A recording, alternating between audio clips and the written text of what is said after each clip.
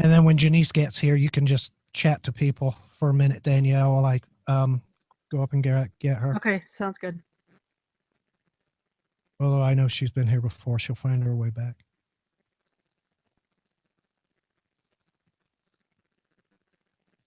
But we're going to start the show at 7 anyway.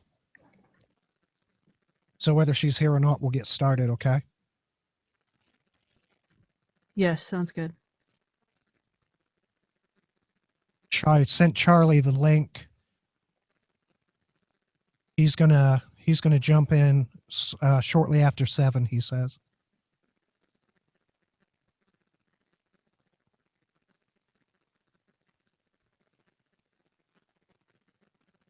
So Charlie has a setup where he can get online with us. He will.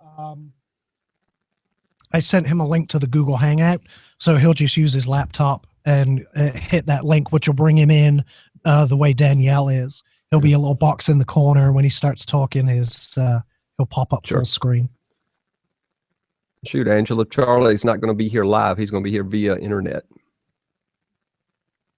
with the vapor flask. He just started selling his products, actually. Did you really?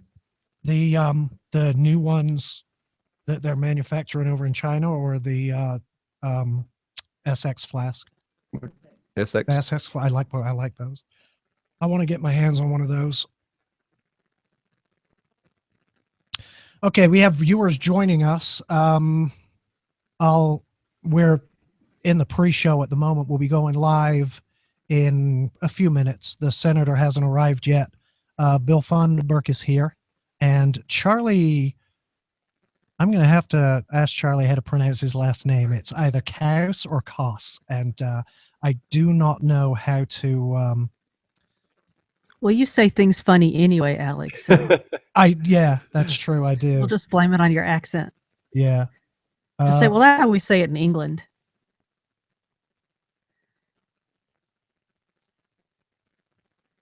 Let me see here. I got Jacob monitoring the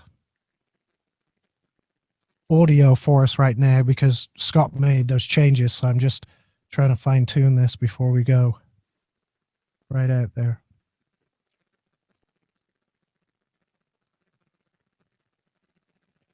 That's going to have to do.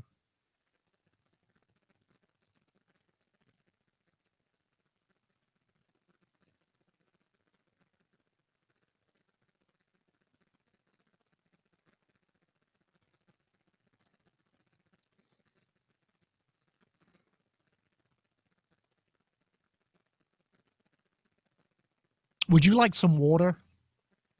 Okay.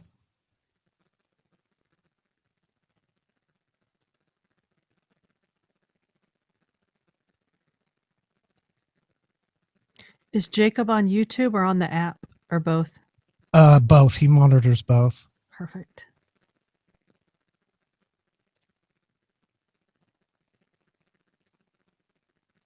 I hope he's monitoring both anyway with the changes Scott made today.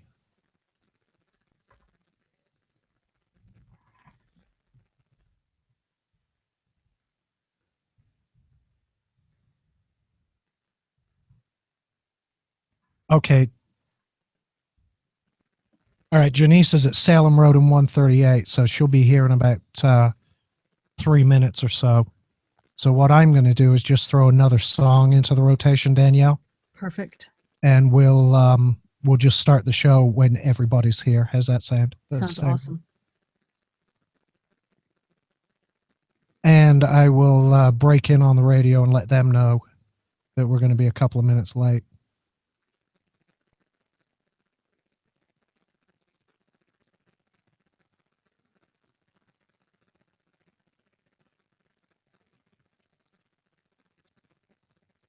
Where's the actual radio broadcast from? It's coming right from here. Everything that we send out comes right from this room.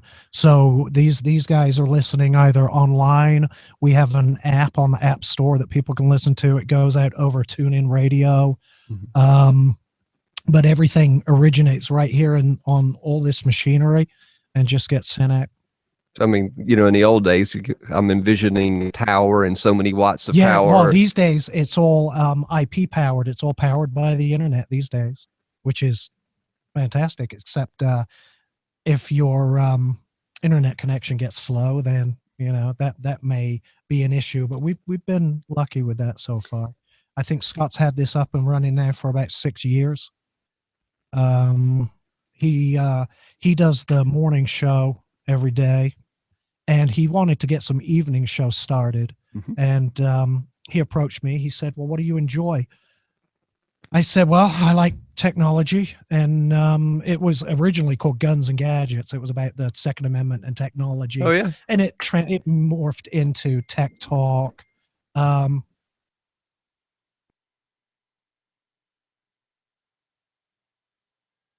I'm not sure what Scott's asking here.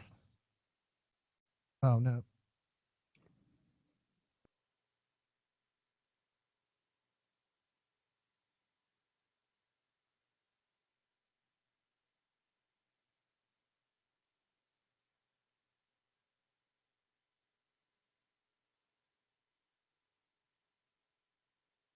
So Angela, what you can do is go like on your tuned in radio on your phone app, and it's just for fun.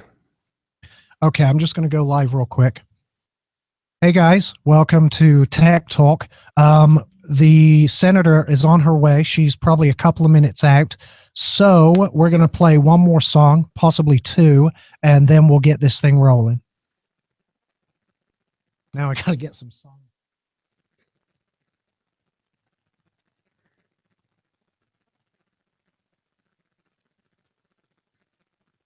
So if you're in your car, do you use satellite radio? No, you could use if you have say the capability to use to go or something like that. Most people just stream with the app And Bluetooth. radio that way. Yeah. Gotcha.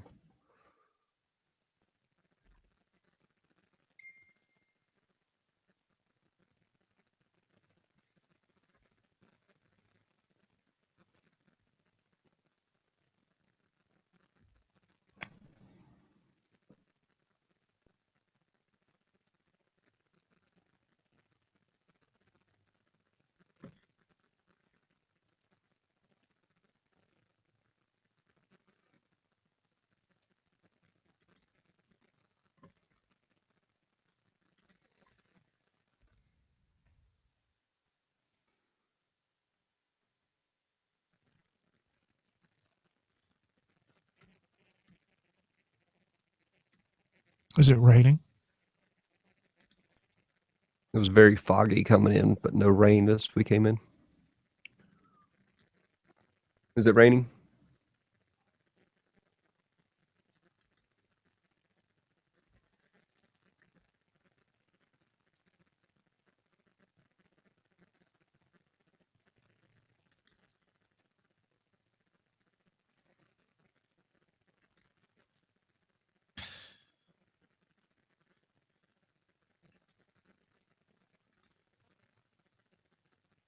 All right, I'm going to ask Scott if he'll bring JanNice down so she doesn't have to walk down the back through the rain.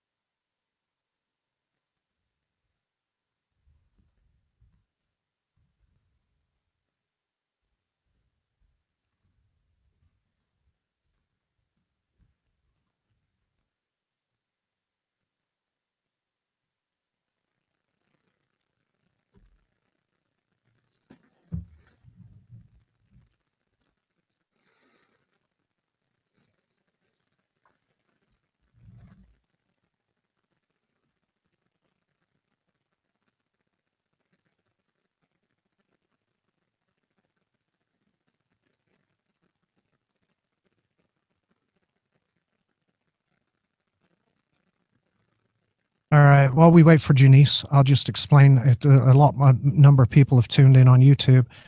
We go out live over the air here, also on an app and over the internet and things like that. So there are people listening just to the audio. Right now, as we're waiting for the senator, I queued up a couple more songs and some commercials, and we're going to wait for her to get here before we start the show and get everything rolling. Bill Funderburk is already here. Charlie just joined. Charlie, how do you say your last name, brother? Kauss? It is Kauss. Kauss. Kauss. I said Kauss or Kauss. I figured it was one. Charlie just joined. The senator's on her way. Charlie, she said she's about 2 minutes out. I believe they're going to bring her down when she gets here. All right.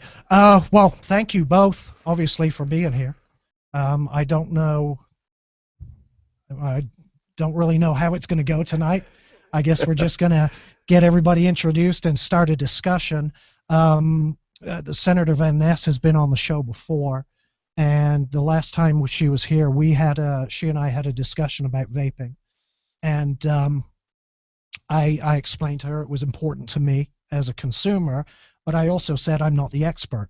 And you know, once you're in the Senate, chances are you're going to get some bills thrown at you, and I can get you in touch with some experts and let you talk to them, because there's a lot of misleading information out there. And that's what I'm hoping to do tonight, is to bring her in, just start a dialogue. Hopefully, if there are any misconceptions, hopefully lay them to rest, dispel any rumors she may have heard or seen before it gets into her chamber. I believe this might be them.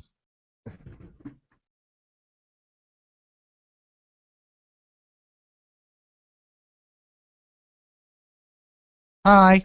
Hold on.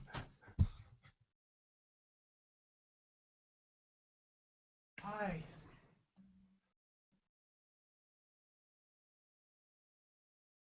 Funderburk of the Georgia Smoke-Free Association. VanNess. And Lil Emerson. Hi. How are you? Today? One of your two, I take it? Three. I have You have three. three? This is my youngest. Yeah. Between us, this is my wife, Angela. Hi, how are you? Between us, we have 7. Oh, I'm the 6 oldest grandchildren. baby. You have 7 children and 6 grandchildren? We do. Okay. Are you good? I'm great. Okay.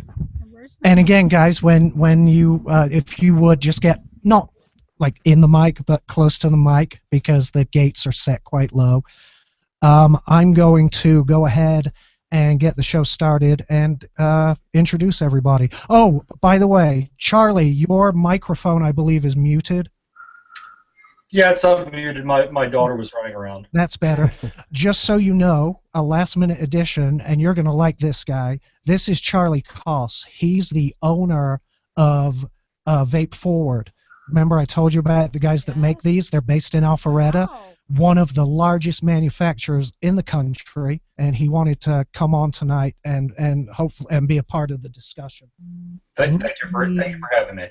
and you're with Smoke, The Georgia Smoke-Free Association. and you guys support this The vaping or no? We do. GSFA does. They represent the business owners. And I'm going to look up the legislation. I have it in front of me. Okay. Do you know the bill number? Yes. 907. You've got HB 907, and you also have HR 1427. Okay.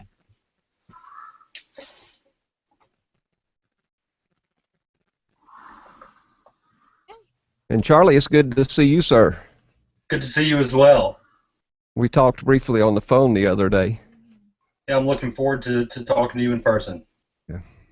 I'm going to throw out, I'm using a vapor flask. I paid for this. It was I bought it myself. There's no conflict here, just so everybody knows. All right, I'm going to go ahead and get this started. Bear with me.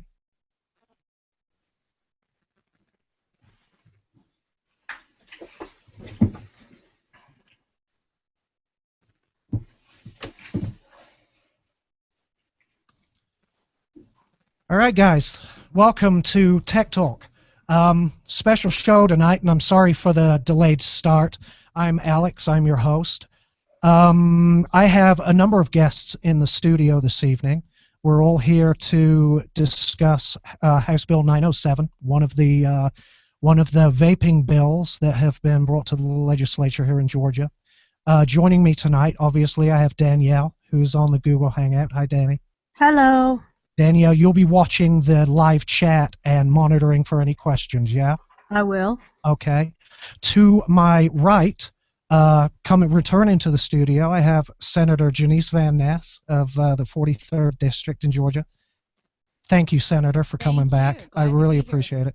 I know the last time we talked, we discussed vaping, and I said chances are you're going to have some bills show up.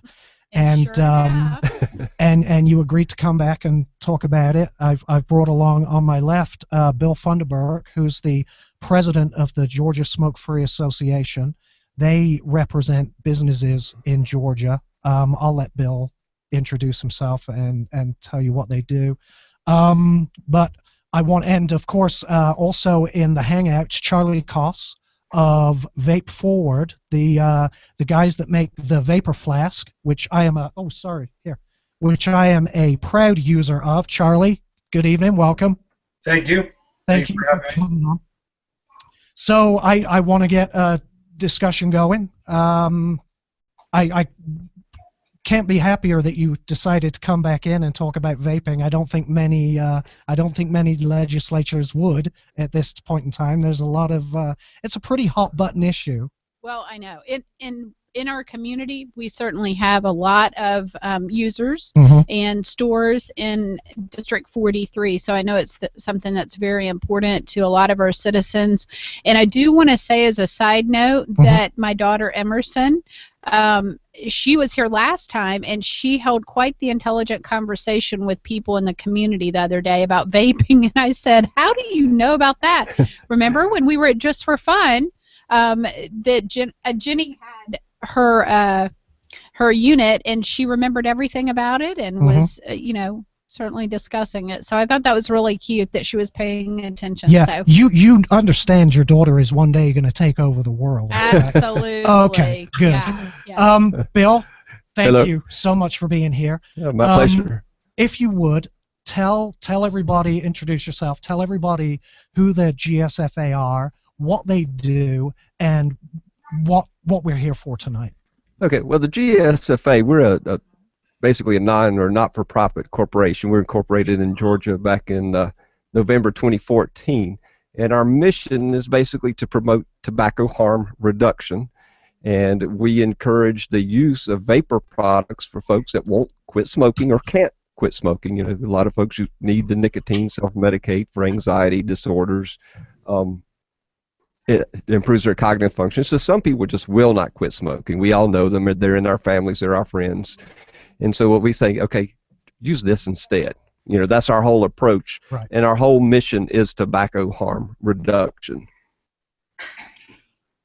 Yeah. Now, House Bill 907 is it's a bill that affects vape shops and manufacturing more so than consumers. Obviously, it will affect consumers in the long run. But what do you think? What does it mean right now to businesses in Georgia? And where is the bill stand? Where does it stand right now? Okay. Well, HB 907 was assigned to the House Judiciary Non-Civil Committee.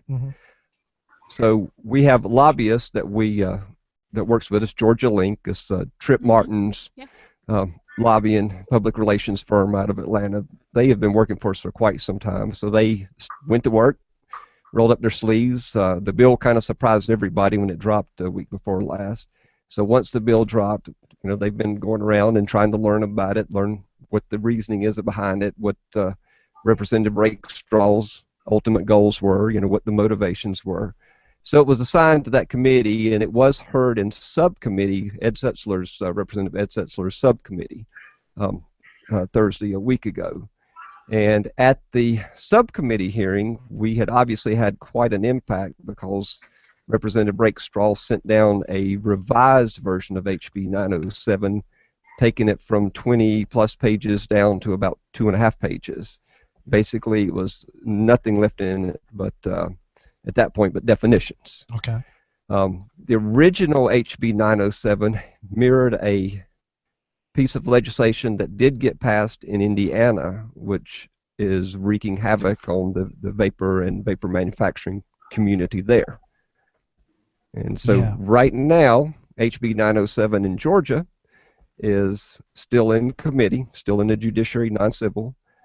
Since that time, Representative Rakestraw has filed H.R. 1427, which is a resolution. It's not a bill, it's a resolution. And that resolution is basically calling for the establishment of a year-long committee to study the vaping industry, study the products, and to make any recommendations going forward, as far as regulations or legislation concerning vapor products, e-cigarettes, and those type of things. Okay. Now you mentioned the bill in Indiana, and these bills were remarkably similar. Do we believe the same people are behind the bill? Is it the same backing? I guess here's what I'm asking: who's the money behind the bill? Do you really want to know? I do. Yeah. Who's behind the bill? HB 907 is pretty much identical to Indiana. It was tweaked a little bit. There are at least 3 lawsuits pending in Indiana over their bill, or actually their new legislation. And so the one that was presented in Georgia was tweaked a little bit, but basically it's the same exact language. It was shopped and pushed by a lobbyist here named Bo Moore. And Mr. Moore works for, among others, Centaur Incorporated and Hoosier Entertainment out of Indiana. So it turned out it was the same group in Indiana that wanted this legislation there. They wanted it in Georgia also. Okay, because my understanding of the bill in Indiana was there were, I think, liquor distributors or something behind it. Is that the same group of people? Well, it's actually a casino group. Okay. And well, that explains, I guess, some of the security provisions of the bill. Okay. Exactly. The security provisions in the Indiana bill, which the Georgia bill initially had, called for specialized key systems and 24-hour remotely monitored video surveillance. It was all the kind of things that you would find in a casino already anyway, because they deal with so much money. Yep. And so the supposition, and it's just a guess, was that they actually want to manufacture e-liquids within the casino properties. So it would be easy for those guys to meet all those security requirements, because that's what they already have when they build a casino. Yeah. Now, obviously in Indiana, they were not organized. They weren't prepared for this to hit their legislature, and it passed. What has happened in India? How has it affected vape businesses in Indiana so far? It has not had a tremendous impact yet, Alex. The bill actually goes into law July 1st. As of right now, the vendors there cannot comply with the terms of the legislation. Some of the requirements on the security, there's no vendors that can provide the security that the vape manufacturing facilities would need. There's nobody. We've talked to a lot of vendors in Indiana, and they have been trying to get into compliance.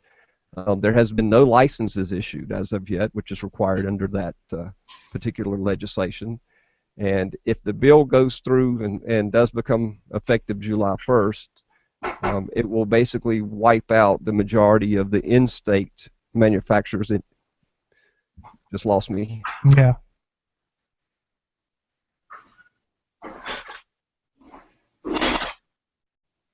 Try again real quick. Are we there? Yeah. Okay. I guess it's a loose connection. Sorry about that, guys.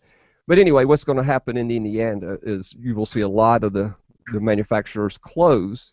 The other thing that happens is people that manufacture e-liquids outside of Indiana, they won't be able to comply either.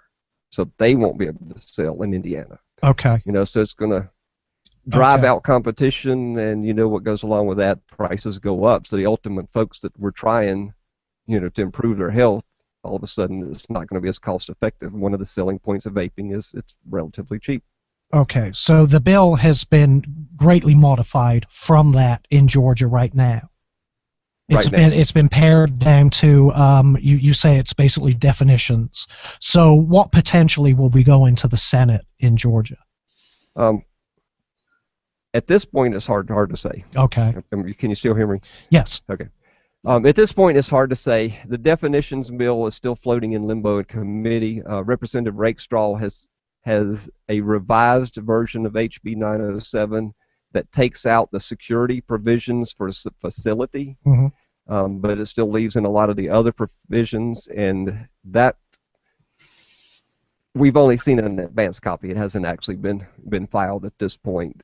But there's that floating in limbo. But at this point, with so little time left in the session, they've got to what, February 29th, March 1st? February 29th. Yeah, so they've got to have something by then. So I think what they're going to do is we anticipate that the HR 1427 is going to be the only thing that we're going to have time to do anything with this session. Okay. So, a question. Yeah, of course. Do you know where this HB 907 is? Did it go to committee? Yeah, HB 907 is in the House Judiciary Non-Civil Committee. And for some reason, there's a website where you can go in Georgia to look up any piece of legislation, and it's only pulling up one page for that bill, and it actually deals with minors, cigarettes, and related tobacco issues. So that may be what I'm referring to as the definitions, because I mean it was literally pared down from, a 20-page. So if I bill. just had to judge, I don't know why it's one page. Maybe that's all there is to the bill. It's not flipping to another page. But if this were all I had to look at, I would think that they're probably trying to expand who underage is a minor, that they cannot purchase vaping or any of the other additional things, including nicotine-related products. Back in. That kind of seems, just to be in alignment with the smoking regulations, sure. Which says I think everybody, the industry as a whole, has adopted the 18. Even though I don't think, do we have a current age restriction of 18? I don't have the statute number with me right now. It was HB 251 2 years ago. Actually added vapor products into the Tobacco Control Act. Oh, good. It does distinguish the two, but it requires that the sales of any nicotine solutions to minors is prohibited, and that's been Georgia law for quite a while now. Yeah, and I think everybody agrees with an age restriction. Well, the vendors in Georgia, to their credit, were only selling to people over 18 before that was Georgia law. Correct. I mean that was a voluntary thing that every vendor I've been in, they required that right from the get-go. Then it became, they actually have to post a sign now in their facility per Georgia law. Yeah. And so that is the law of the land here in Georgia. And what is the resolution number? HR 1427. And what will that call for? It calls for the establishment of a committee. Oh, the committee to okay. Now. Oh, so a study committee. Okay, which is obviously a good thing. It is a good thing, but I don't like the language that it introduces it with, because there's an obvious skew and a mindset that, to me, is not factual. So we're asking, if they're going to do that, we're asking for a little bit of tweaking on the language. Yeah. Charlie, you can jump in at any time, but currently, right now, House Bill 907, your understanding of it, how would this affect Vape-Forward? You're a big company. You have a huge presence in the United States, a big presence globally, a lot of manufacturing in here, both home and abroad. How would it affect you? So I think as far as our market is concerned, now currently we only deal in the actual hardware products, so not the actual manufacturing of the e-liquid. So from that standpoint, it wouldn't have, as the current bill reads, it wouldn't have an effect. But certainly on the market and it's the several thousand shop owners that we interact with on a day-to-day basis in our backyard and in our hometown and just in the Atlanta market. Bill, I think there's over 100 shops now within the metro Atlanta area. it would make it virtually impossible for them to continue to exist as companies. And at least the language in the original bill, the abruptness of the changes, particularly not having the ability to bring e-liquids in from other states, I think could have I think generally speaking, at least in our community and most of the cities where we travel to, there's an immense amount of self-regulation, and I think that in the absence of any federal regulations, I think we have. I would much rather purchase a bottle of e-liquid from a vape shop with professionals than have to resort to for example, mixing it myself in my kitchen.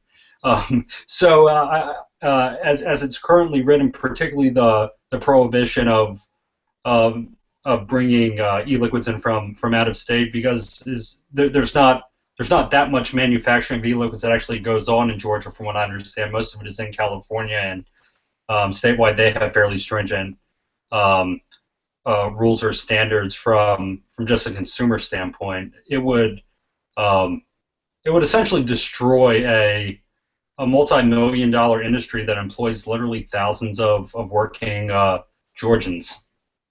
And I know that was your concern, Senator, was the impact on jobs in the region. In fact, you were saying that what we needed in Georgia were companies like Charlie.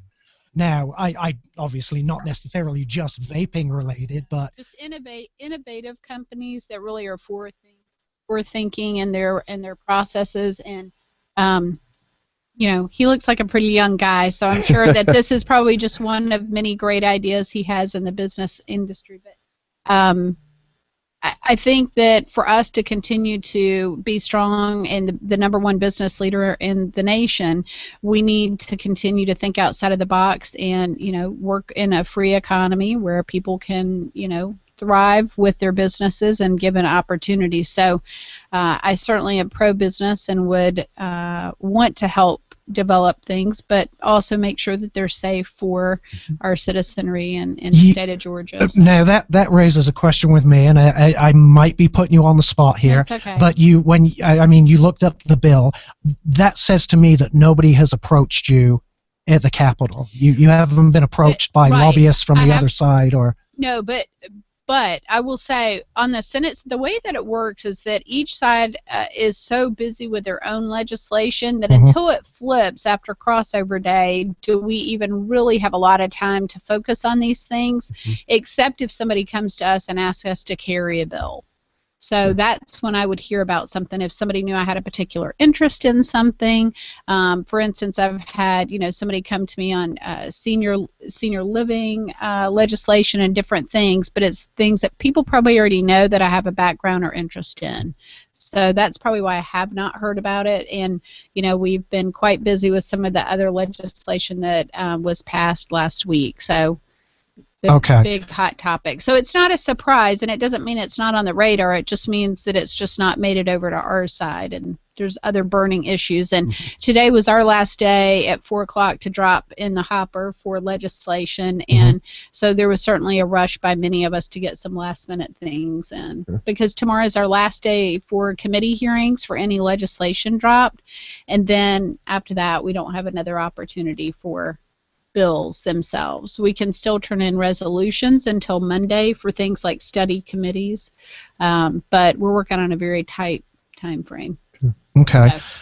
So I don't know what surprises me is the speed at which this has morphed from this, 22-page monstrosity down to 3 pages now, you say, in the matter of a week. I mean, a lot has changed since I contacted you a week ago when we were staring down the barrel of a gun. Basically, Bill's been working his organization's been working in the background and obviously got a lot accomplished so far. Well, the bill is by far from being dead.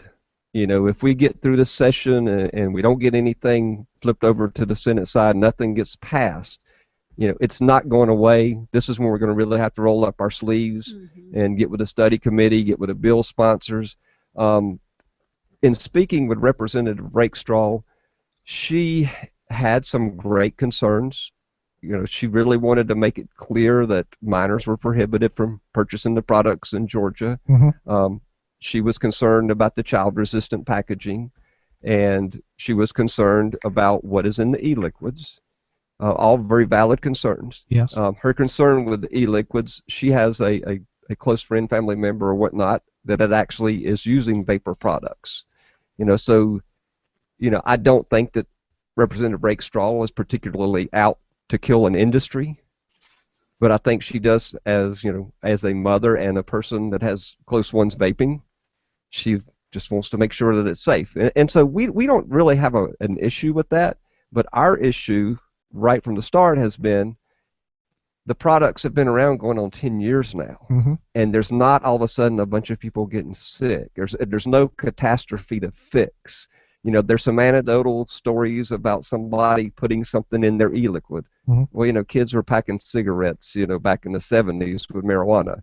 I mean, they're using a Coke can to make a pipe. So you can't blame an industry and say, oh, that's just another conduit to put something in an e-liquid. Right. And most of the beauty of this industry is it's all consumer driven. Most of the vape shops are owned by folks that discovered it and quit smoking.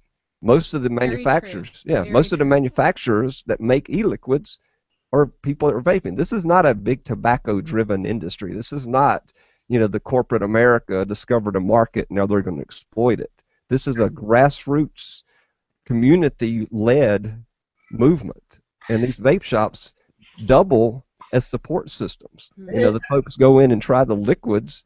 They're getting positive reinforcement. They're hearing other stories where people's lungs have gotten better. They're hearing all this great stuff from people that went through it. That's right. And that's an industry that now employs. At last count, there's about 340 vape shops and manufacturing companies here in Georgia. And all of them, employ 10, 12, or more people. They're renting, vacant storefronts, that were empty. They're paying income taxes, sales taxes. This is already probably, the last numbers I read was $120 to $150 million a year business in Georgia. With millions of people enjoying the products. And you're not hearing all these stories about people getting sick or having reactions. So for us, the idea is wait and see. Let's wait. The FDA is getting re-regulated. Let's wait. Really? Okay. So, Charlie, did you want to add something? Yeah, I just wanted to know what Bill had said. I mean, for me as a business owner, I got interested in this industry because I smoke cigarettes and I was determined to quit before our first child was born almost 3 years ago now, before my wife got pregnant, so roughly 4.5 years ago, and this was I tried to quit multiple times, and prior to that, and finally with this type of technology, it was extremely easy for me to move to a product that I believe, and I'm not a doctor, but I believe is causing less harm to my body. And all of the other business owners that I interact with, they all have the exact same story. Obviously, we're businessmen and we're here to make money, but what gets people interested in this, and it's viral. We see what it does for us, and we want to share that with people around us in our communities. And I would say that 19 out of 20 business owners who I meet started in the exact same way that I did. They struggled with quitting smoking cigarettes for most of their lives, finally found something that allowed them to quit smoking cigarettes, and they want to share that with the world. And I think that's important. And look, I mean, this hasn't been around for years, and we don't have the benefit of looking back and seeing what I guess health experts would consider the long-term effects of this. But it's if you look at all of the anecdotal information, it's impossible to assume that this is even close to as harmful for us as smoking traditional tobacco cigarettes. I want to touch on that after this break. Senator, how long can you stay with us today? Till about 8. Till about 8? Yeah, okay. that's good. I got to take a quick break, throw a couple of commercials out there for the listeners. When we get back, I want to touch on harm reduction. I also want to talk about what our concerns are, because even people on my side, the advocacy side, we do have some genuine concerns. Alex, could I Yeah, just jump in real quick from the comments on Facebook? Not on Facebook, sorry, on YouTube, and just say that they're supporting the comments that Bill and Charlie are making, that there are lots of comments on here about people that have used vaping to quit smoking, and including some vape shop owners that are on here that are saying pretty much the exact same things, that, you know, just wanted to voice their support for what's being said on the show. Yep. Okay. Well, good. If any questions come up on there that you think are pertinent to what we're talking about, let me know. I'm going to jump to a commercial real quick. We'll be back in a few minutes. But you were already in a commercial. That shows the 30-second lag. Yeah. As you said, I'm going to commercial, so I'm like, I gotta get down there Yeah. real quick. That's right. So I want to tell you, I looked up because I've met so many new people, but I was actually at a luncheon with her today, Paulette Rakestraw. And anyway, I looked up just to make sure she was a Republican, because if you're a Democrat, nothing goes anywhere. I mean, I was like, oh, y'all were just worrying for nothing if she's a Democrat. No. But no, that it actually has some merit. But that I don't know why it's not showing me on Legis the rest of the bill. I don't That one know. just looks like for minors. I downloaded it and read it. The HR resolution, first, it's not in here yet, so I don't know if they just came up with the No, HR. you actually have. There's a link that you have to click on from there to get to the bill. Right, Charlie, it's not in the system. where's that link, Charlie? Bear with me for 1 second. Is it on the actually Danielle sent me a I link. sent you a link. The Legiscan. Yes. See? It's legis.ga.gov is what I use. Okay. Danielle sent me a link to House Bill 907, but It says it has the latest bill text as of 2/8/16. no, this is the full bill that I downloaded and read the other day. This is the full, all 20 pages. So yeah, I'm not sure.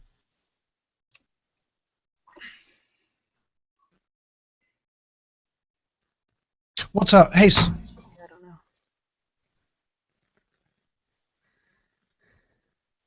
okay. Controlling it all from upstairs.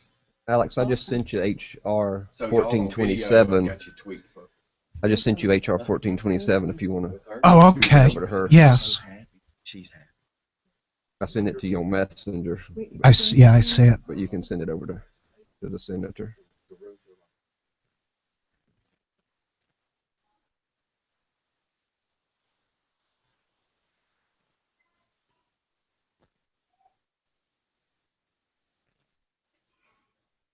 Okay, everybody watching, we're quickly scanning a bill, so bear with us. When we get back, we want to be able to talk about this. Danielle, I'm going to forward this to you also. Okay, thanks. That makes me happy. So, Awesome. she's Beautiful. Alex, do you mind shooting me the link you're looking at? I will. I sure will. Hold on. Forward. You have very good lobbyists, by the way. There you go. Lauren is the one we deal with most, and she's a Is sweetheart. she blonde? Yeah. Yeah, I just talked to her a little while ago. I'm carrying a bill for her for something else, for bioliteracy. She's going to be a mama. I thought that today. I'm so glad you said that. She's got to be, what, 2-3 months maybe? Not very far along, but yes, Yeah. she is. I just noticed that today. She had on a striped shirt, so it makes it a little bit more apparent. Yeah, but John, we work with John Bozeman too, but with Mm. Lauren, she's pretty much our go-to person. She's a doll. No, that's great. Danielle, where did you send that Public Health England information? Was it in Messenger? Yes. Yes. legislation in other places, and I'm like, ooh, that sounds good. New York Senate just introduced a bill to block luxury items from food stamps. So no more lobster, junk food, or high-end steaks. Well, aren't vegetables these days pretty much a luxury as well? You go to yeah. you go to Whole Foods. Yeah. Yeah. If you, especially if you like organic. Okay, we'll go back live in about 60 seconds. If I had seen this bill, I might be interested. Except I don't like to over-legislate.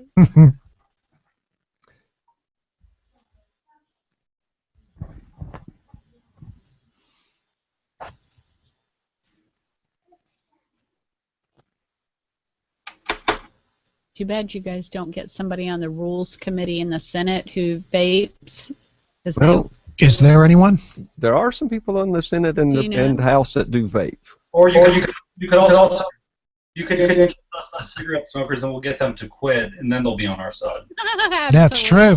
I mean, it's true. It's we're about to get in.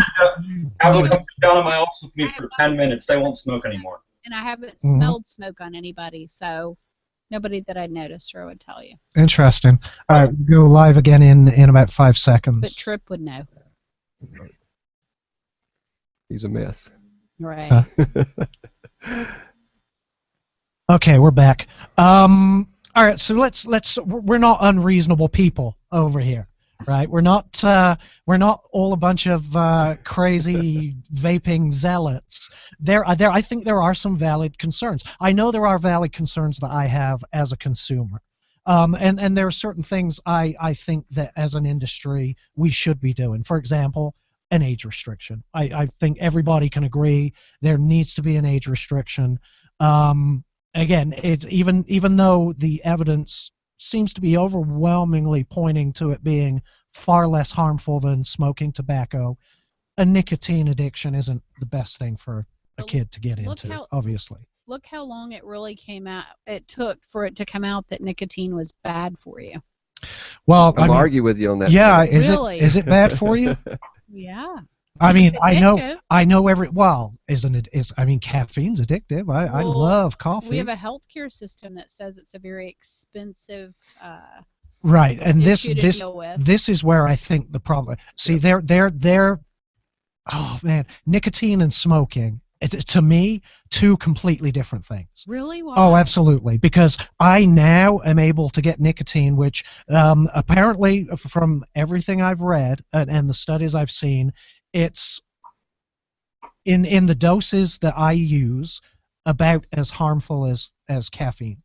It's on now in large doses. It's a poison, obviously, and it can has the potential to kill. Pure caffeine in a bottle, if you drink it, would be deadly. Sure. And but so nicotine. That's a good point. I mean, that is a good point. Have you ever watched the Russell Crowe movie about the tobacco industry? No.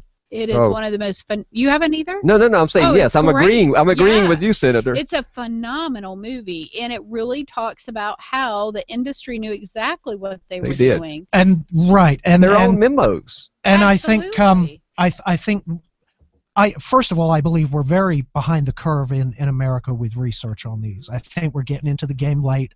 A lot of research has been done in Europe, especially in Greece. You obviously are familiar with Dr. Farsalinos. And it seems. Where it started? No, it came out of in China. Yeah, it was a Chinese inventor that came up with the first electronic cigarette. But no, Dr. Farsalinos in Greece. I don't know why he's so interested in vaping, unless he was involved in tobacco harm reduction even prior to electronic cigarettes. But he's on a good run, because pretty much every negative study that's come out about vaping, he's been able to show why it's effectively junk science. Now, Public Health England, which is part of the National Health Service, and as you know, I'm from England and a big fan of the National Health. They released their long-term. It was a long-term study, correct? That they released at the end of last year. And they said with, let me see here. They said with no uncertain terms that vaping is 95% safer than smoking tobacco. Yep. Now, here's my take from that. This is a bunch of scientists and doctors and effectively public health professionals. And if they're willing to say that it is definitely 95% safer, that tells me it's even way safer than that. I might be wrong, who knows? But I'm of the mind nothing is 100% safe. That's a great point, Alex. That's a good way to interpret that. Yeah, and also nothing's 100% safe. I know everything I do is risky. I can't be 100% certain what's in this bottle of water. I know it says fortified with minerals. But you I don't know what that the means. water might be fine, but the fact that it's in a plastic could be the issue. Yeah, Right. exactly. And just like they told us, as a woman, they told us if you leave this bottle in your car and it gets heated to a certain temperature, you're risking you're raising the risk for breast cancer. Yeah. And It changes your hormones. Yeah. Now, Because of the synthetic hormones that are and you released by could the say plastic. the same thing about microwaving water, microwaving food. The There's plastic. different theories out there about that. So there are a lot of risks. and that's another concern I have with vaping, and a lot of these concerns the industry has actually jumped to correct themselves. For example, some of the chemicals that were used in liquids, diacetyl, acetopropanol, while again they were found to be at levels, many times lower than in cigarettes, it was an unnecessary risk. Right. And e-liquid manufacturers have made the move to remove these chemicals from their liquids. They haven't been forced to. They haven't been regulated into compliance in any way. They've made these. They've made these decisions themselves. There are also concerns about aldehydes, formaldehyde, things like that, when vaping. And you probably saw that in the news recently yourself. Massive levels of formaldehyde, and again, we're way behind the curve because it's a study that Dr. Farsalinos did 2 years ago. Was I believe the production of formaldehyde from vaping. Are there any organic options? Any organic e-liquid options? There are liquids there are that some they companies say are organic. I don't know. Okay. Yeah, I don't know what the requirements are for claiming you have an organic liquid, but most liquid manufacturers, I think. I know the ones I use. For example, the manufacturer I use, they use medical grade nicotine. They use USP grade propylene glycol and vegetable glycerin. Then they use flavorings. Now, that might be a tricky area, Right. but my vendor has their liquids tested and they post the results online where I can see them. I like that because again, if there's a risk I can minimize, I will choose to. For example, diacetyl and acetopropanol. I won't buy a liquid actually that includes those. So Alex. when you're Sorry, yeah, Charlie. I'm sorry, Senator. That's a great one. We're responsible adults. For me, the e-liquids I choose to use, I make sure it's from a company that is by their own accord publishing their test results, doing testing on literally every single one of those batches.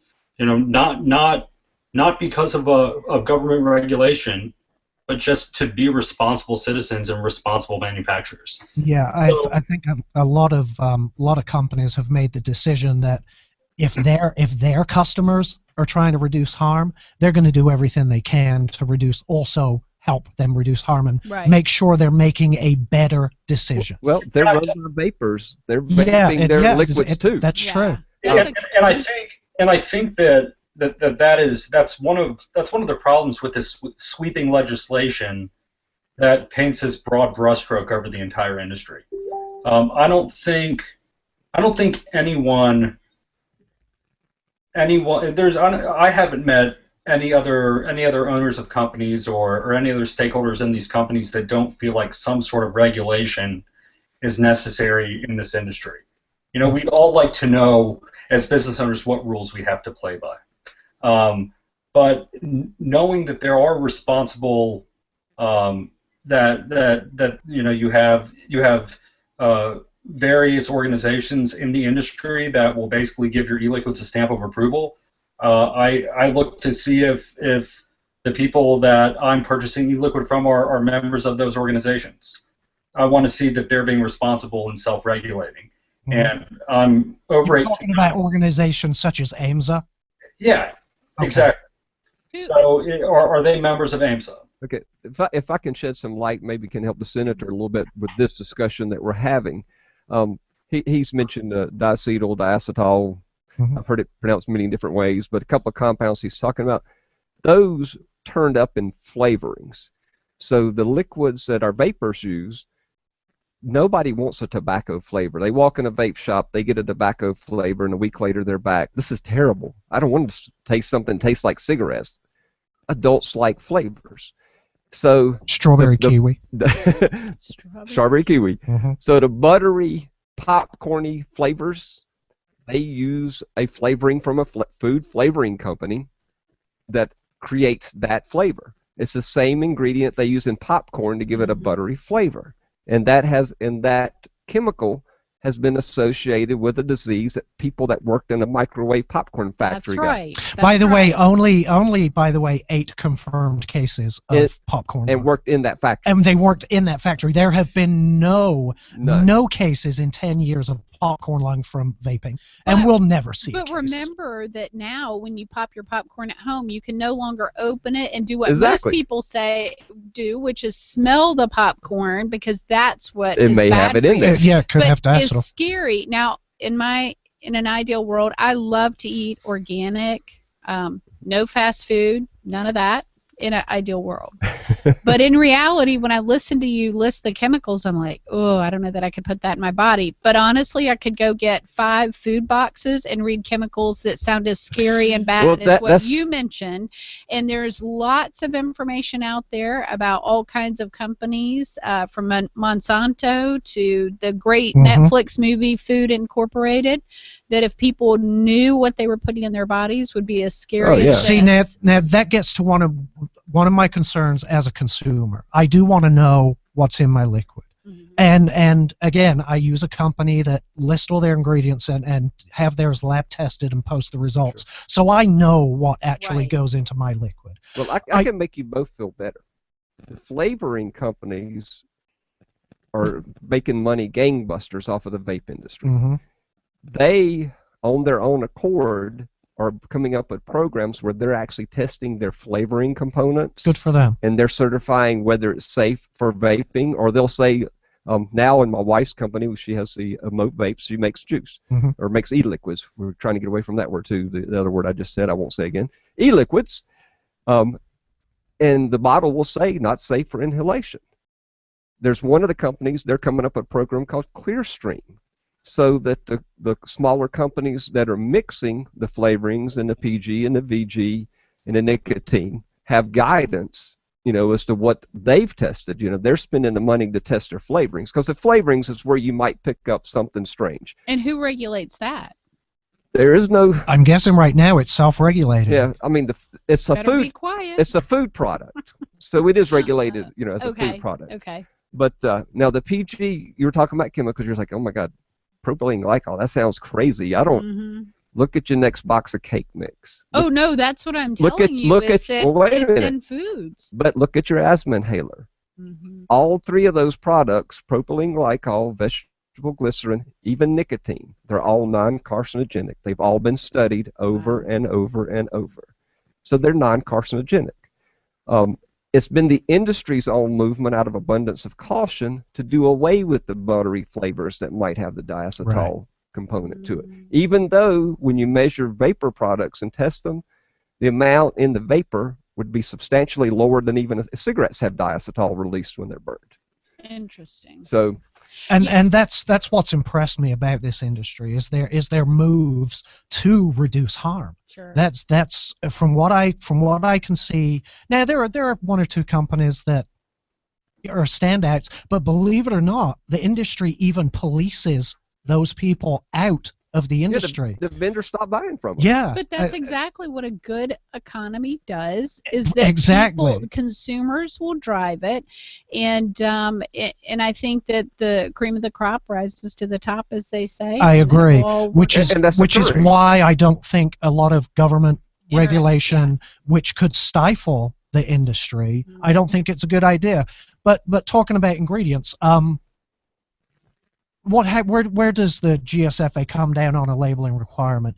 Me personally, as a consumer, I wouldn't mind seeing ingredients on the label, but I don't think it needs to be on a state by state. There should be a regulation, because we can't have 50. Do you have your box from that? I'd love to see it if you happen to have it with that it comes in. Oh no, I don't. But it's packaged like like an Apple product. But you know, has a velvet bag and everything. Really? Oh yeah. Now I'll tell you what's interesting is, as the government has gotten restaurants and places like that to put and label for consumers like how many calories are in something. Oh, gotcha. Okay. Yeah. Now, if you're talking about the liquids, there you go. There's a liquid container you can look at. And that's you may need a magnifying glass. I'm sorry, I thought you were talking about the device itself, Senator, because this, I love this.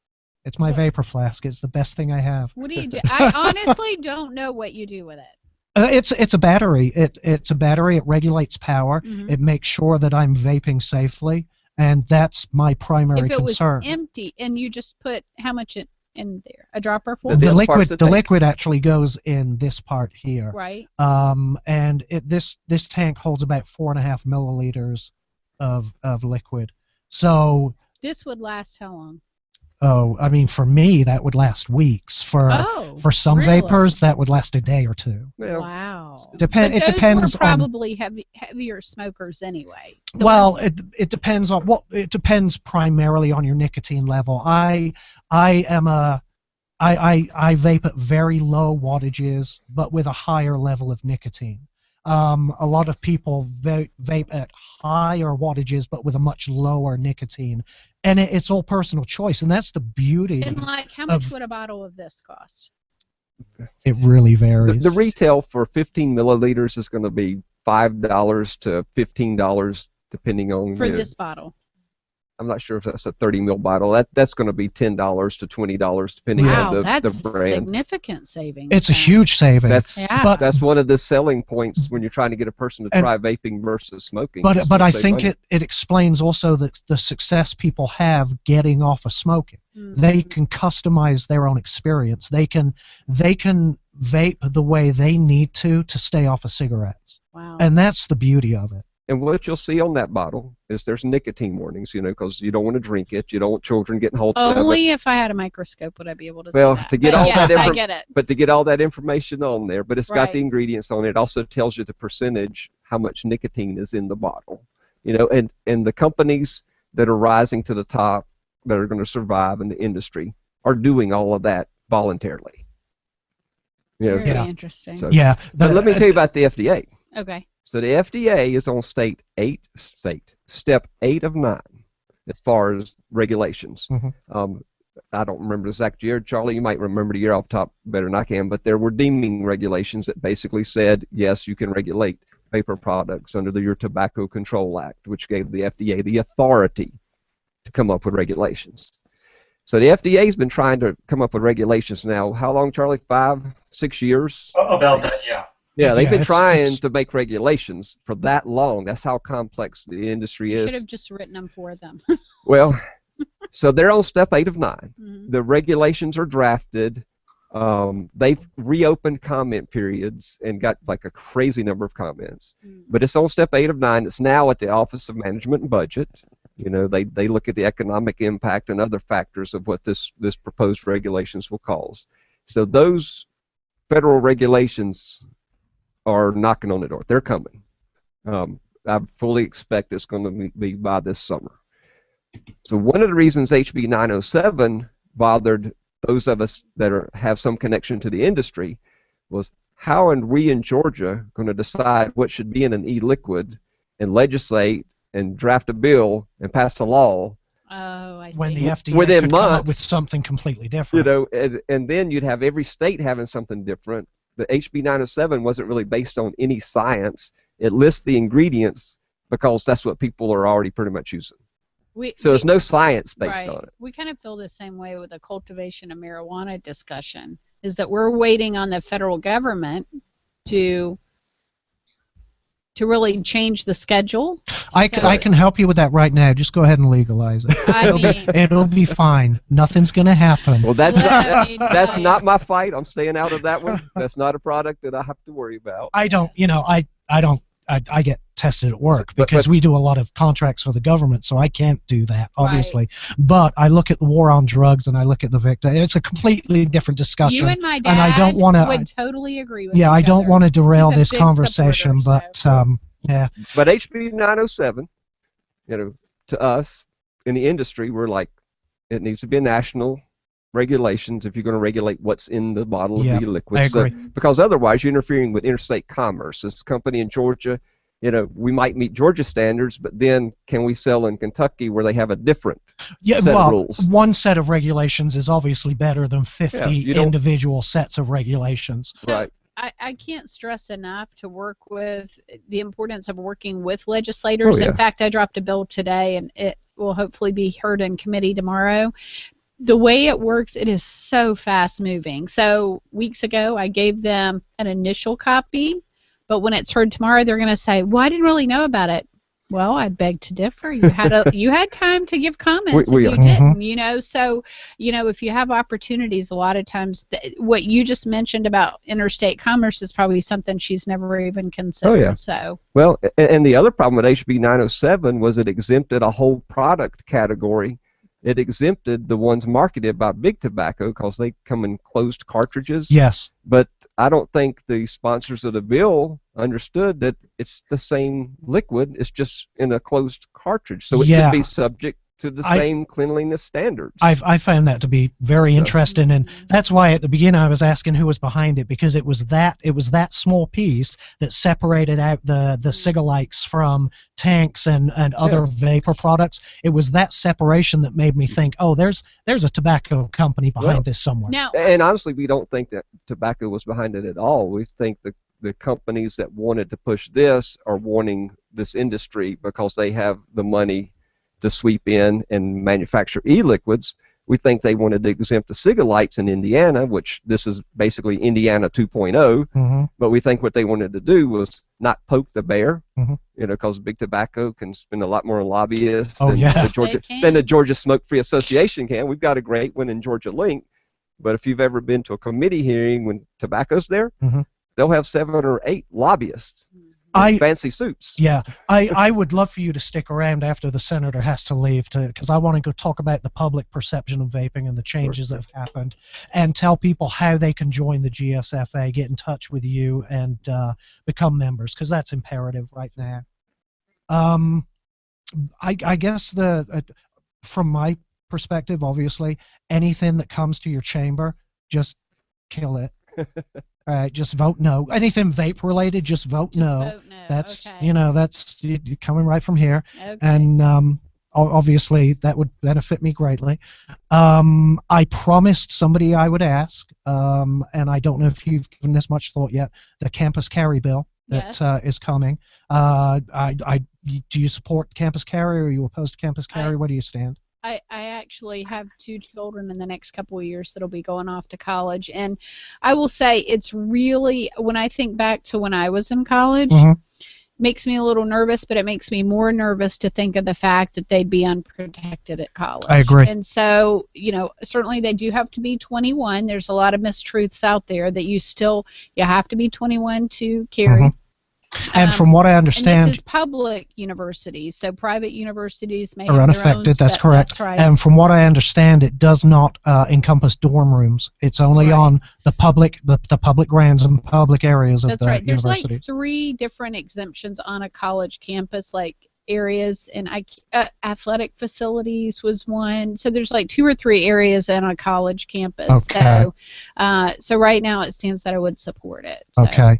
All right. back to this. Sorry, I had to slip that in before she had to leave. And you know what? Can I mention one more thing since I do have to leave? Just as an opportunity for your listeners, because I know you have a wide span of listeners. I just wanted, from my standpoint, the most effective way to really, a lot of times people will get frustrated with proposed legislation. The best thing you can do is take a minute to communicate with your legislator. I know a lot of really well-organized groups will have form letters. We kind of just get desensitized, so just change the tagline helps. And gets our attention. Let me ask you, if you were to tell a constituent this is the best way to contact me, I'm guessing it's the telephone. No. No? Literally, we're so busy all day, it's not phone. It's actually by email. Now, there are some senators, if they've been there for a long time, they may not read their emails. So telephone would be good, but do both. Okay. If it's important to you, you're talking about a short time frame, but just to really email, and the squeaky wheel gets the grease. So if you have to go back in, find the email, change the tagline the next week, I would recommend doing that. But don't wait around, because this stuff happens literally in a day. These bills can get voted on. Okay. Right. So, All right. Well, real quick, final questions for the senator before she runs off, if that's okay. Just 2 more minutes. Sure. Okay. Well, I was just going to share something funny that you'll get a chuckle out of, Okay. Senator. We were in the subcommittee hearing with Representative Setzler last week, and he held up his phone and he says, I understand there's been a lot of interest. He was telling us how his phone has rang off the hook. Yeah. His email box has been filled up, and I think we had about 30 to 35 people at a subcommittee hearing in the middle of the week in Atlanta. Mm-hmm. And At so last minute notice as well. Yeah, we got some attention, so you're dead on. We feel the right. same way about the MARTA bill right now. That has been very, very controversial and packed. Well, I really appreciate you coming out and Yeah, speaking with us so glad tonight. to be here. And Charlie, learn more about it. anything you want to add, Charlie, before the senator has to leave? No, not all. I just wanted to thank the senator for taking the time to listen to these issues. Let me ask you a question, Charlie. Do you happen to know what district you live in? And who your state senator is? I actually don't, because I just recently moved. Okay. You live in Alpharetta? No, I think the I'm company actually in the Sandy Springs area. Sandy Springs, so probably Cobb County. Well, I would encourage you to find out, because I think as a representative, we're very, very much persuaded by the fact that you own a business. Mention how many employees you have. It's a great time to brag about your sales for the year, those kind of things, and taxes you pay. That's really the buzzwords that I think are effective for a lot of legislators. And of course, you can always tell your colleagues that one of the largest manufacturers in the country came on, and you guys had a great discussion, and you're going to block any regulations for right now. I'm not going to say all regulations ever, but any regulations for right now. I think it makes sense to wait to see what the FDA does. And you know what, Charlie? Here's another good thing. Senator Brandon Beach is the chairman for the Economic Development Committee, and it would also be good to reach out to him as well as the others. There's several of us on the Economic Development Committee. It would be good for you to send a letter just saying that you own the company, the volume of business you do, because I can tell you he is also the president of the Fulton County Chamber, very well connected, and he is pro-business like I am, and so I think it certainly speaks volumes. And I'm sure you're very, very busy, but you really should take the time to communicate your interest, and I think they'll be well received and definitely listened to. I absolutely will, and thank you for that recommendation. You're welcome. Anything from chat real quick, Dan? Lots of comments supporting what's being said. There aren't really any questions. I think you guys are covering hitting everything, I think, as we go. Yeah. Well, listen, I can't thank you enough for coming You're in. always welcome, Alex. Thanks for inviting me. I hope you come back again. Whenever the next hot button issue comes up, Oh, that's any day now. I'm going to ask you back on, and I'm pretty confident you'll come. You're not one to hide from the constituents. No. You'll come out and talk to everybody, and thank God you got elected, JanNice. Well, thank you. And, the one thing I want to say, too, is when we get emails, we can get emails, and they can be nice and informative. When the instant somebody puts in there, my vote next time for you depends on this. That is such a threat that we don't even, it's almost like delete. Yeah. So, it's very ineffective technique. So I definitely recommend keeping it on just the information piece. So. So the vote bribe doesn't work, huh? No, not for me. But, there may be others. I gotta retract a bunch of emails. That's right. That's right. Money always works. I mean, probably not with you. Sure, loads of money over there. Anyway, Senator, I was going to give this to you. It's actually my notes, but it references a lot of the. Thank you. It references a lot of the studies that kind of refute a lot of the things, because we hear every day you don't know what's in that stuff. We hear every day it's as dangerous as smoking, but I've got studies cited in there. Even Tom Frieden with the CDC says that e-cigs are by orders, how did he say it? Magnitude. Orders of magnitude safer. Well, and that's the guy that doesn't like them. He's with the CDC, and he don't particularly like them. But he says they're way safer than smoking. So I want to encourage you, if you're going to speak at a committee hearing, and I don't know if you are or not, but I go back to what I said about when you start talking about chemicals and people saying you don't know what's in it, bringing a food box of commonly something that's a very common product, and you read some of the ingredients that may be similar in the two would be so effective. I think about ice cream, and I think about Breyers. There's no question. If you're going to eat ice cream, you might as well eat Breyers with things that milk, sugar, eggs, and cream, And I think those kind of things are very impactful, the visuals.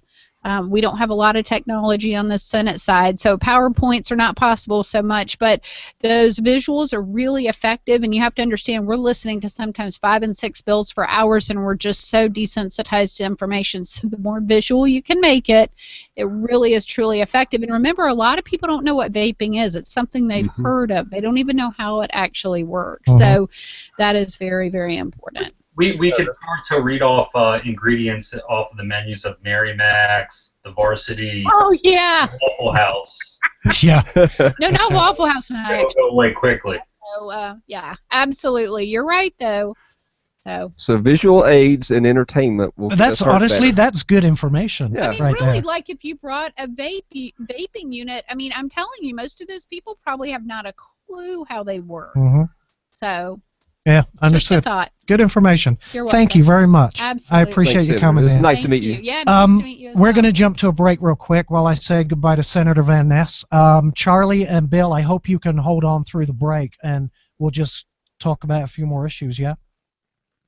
Thank you. We'll be back in a few minutes.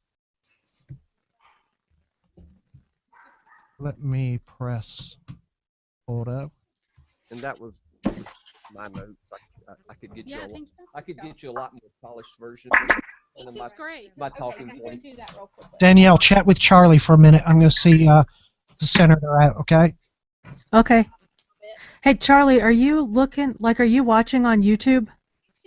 No. Okay, there are lots of comments. I mean, there aren't really questions, so there wasn't a good time to interject. But I'm going to try to get. I guess people on YouTube can hear me. People that are making comments to call. Because people can actually call in on the show as well and join the conversation. Okay. But yeah, there's some really intelligent conversation going on here in the comments on YouTube. I just thought it would make it kind of awkward to just sit here and read their comments while the senator was there. So, Allie Chapman commented to you early on when you first joined the conversation. I don't know if you know who she is. Maybe a vape shop owner. Hi, Allie Chapman. I'm hoping she'll call and talk to Alex. But yeah, they're very supportive of the conversation you guys have been having. Yeah, no, this has been great. And it's good to see. It's good to see that it's good to see your representatives actually sitting down and listening to your side of the story. Because I think the perception that a lot of people get in the public is that that it's everyone in the government is against us here, and I don't think that's necessarily the case. I think it's a matter of how we're approaching the people who are voting on things like this. Right. Well, and Alex and I actually talk often about. I am not a vapor. I smoked for 20 years and then quit. But I mean, I have an interest in vaping. I mean, just because I think it's people's right, but also because Alex vapes, and I'm afraid that if he loses that right, he'll go back to smoking, and that would just break my heart. Right. But we talk often about what I kind of see as challenges to the vaping industry, and I think a lot of it is education. People that aren't involved just don't get it. Yeah, I think that's definitely true. But I think that's one of the important aspects of the vape shop, and I think that's what's so scary about the types of legislation that have been proposed here in Georgia. I mean, I think what has allowed so many people to successfully quit smoking, and when I started vaping, I'm not even sure if there was a single vape shop in Atlanta. And I think about the amount of time that it took me to figure out the combination of both hardware and also e-liquid that would allow me to quit smoking. But now literally on every corner you can walk in and talk to experts and talk to former smokers who have been through exactly what you're trying to go through. And that's not us just, we're not, it's not an act when we're saying that we're all in this business and in this industry to help other people. Right. There's a movement. I'm proof that this works. I'm walking proof that you can quit smoking cigarettes and you can live what I believe to be a happier, healthier life. Right. Well, I've been reading just tons the past few days getting ready for this show, and it just amazes me the amount of misinformation that's out there, people that are just misleading about, about vaping, about the benefits. And you touched briefly on the lack of longitudinal data on vaping. It's true that there aren't, decades of research on what it does to the body, but we know what smoking does. I think that's right, and it's. I've had conversations with friends who are still smoking cigarettes, and one comment that I got from a very intelligent guy, he said, I said, you should really quit smoking and use a vaporizer product. And he lives in Chicago, which is one of the more anti-vaping parts of our country. And his excuse to me for not vaping and continuing smoking is that we don't know what's in here. Anything can be. Yeah. That's ridiculous. So you know to get up as absolutely know really close to the microphone. When you're smoking a cigarette, it's killing you. That right. Yeah. Okay. I'm right outside of Duluth, Minnesota, which I don't know if you know much about Minnesota, but Duluth, Bloomington, and Minneapolis, which are like big cities in Minnesota, I believe don't allow public vaping or vaping in public buildings. So so not outside in public places? I don't think so. I believe that's what I read. Again, I don't vape, so I don't, I'm not active in the, vaping community here. Right. But from what I read, I believe that's the case, and it wouldn't surprise me here if that was true. So I'd be interested to know if they allow cigarette smoking in public places. I mean, the way that I look at that side of the argument, I personally don't vape anywhere where I can't smoke. Right. And that's whether it's allowed or not. It's about being courteous to the people around you because it can be disruptive. That's just a personal choice that I've made. I simply don't vape where I'm not permitted to smoke. But to ban it in public buildings, I mean, I personally don't have a problem with that. As long as I'm allowed to, as a consumer, go and purchase e-liquid and in my private space use something that will keep me from smoking traditional tobacco cigarettes, I'm happy. Right. Yeah, honestly, I'm the same way. I really don't vape. Anywhere that smoking is prohibited, I never really vape. I don't vape in restaurants. I'll vape in a bar, obviously. You never stealth vape in a restaurant?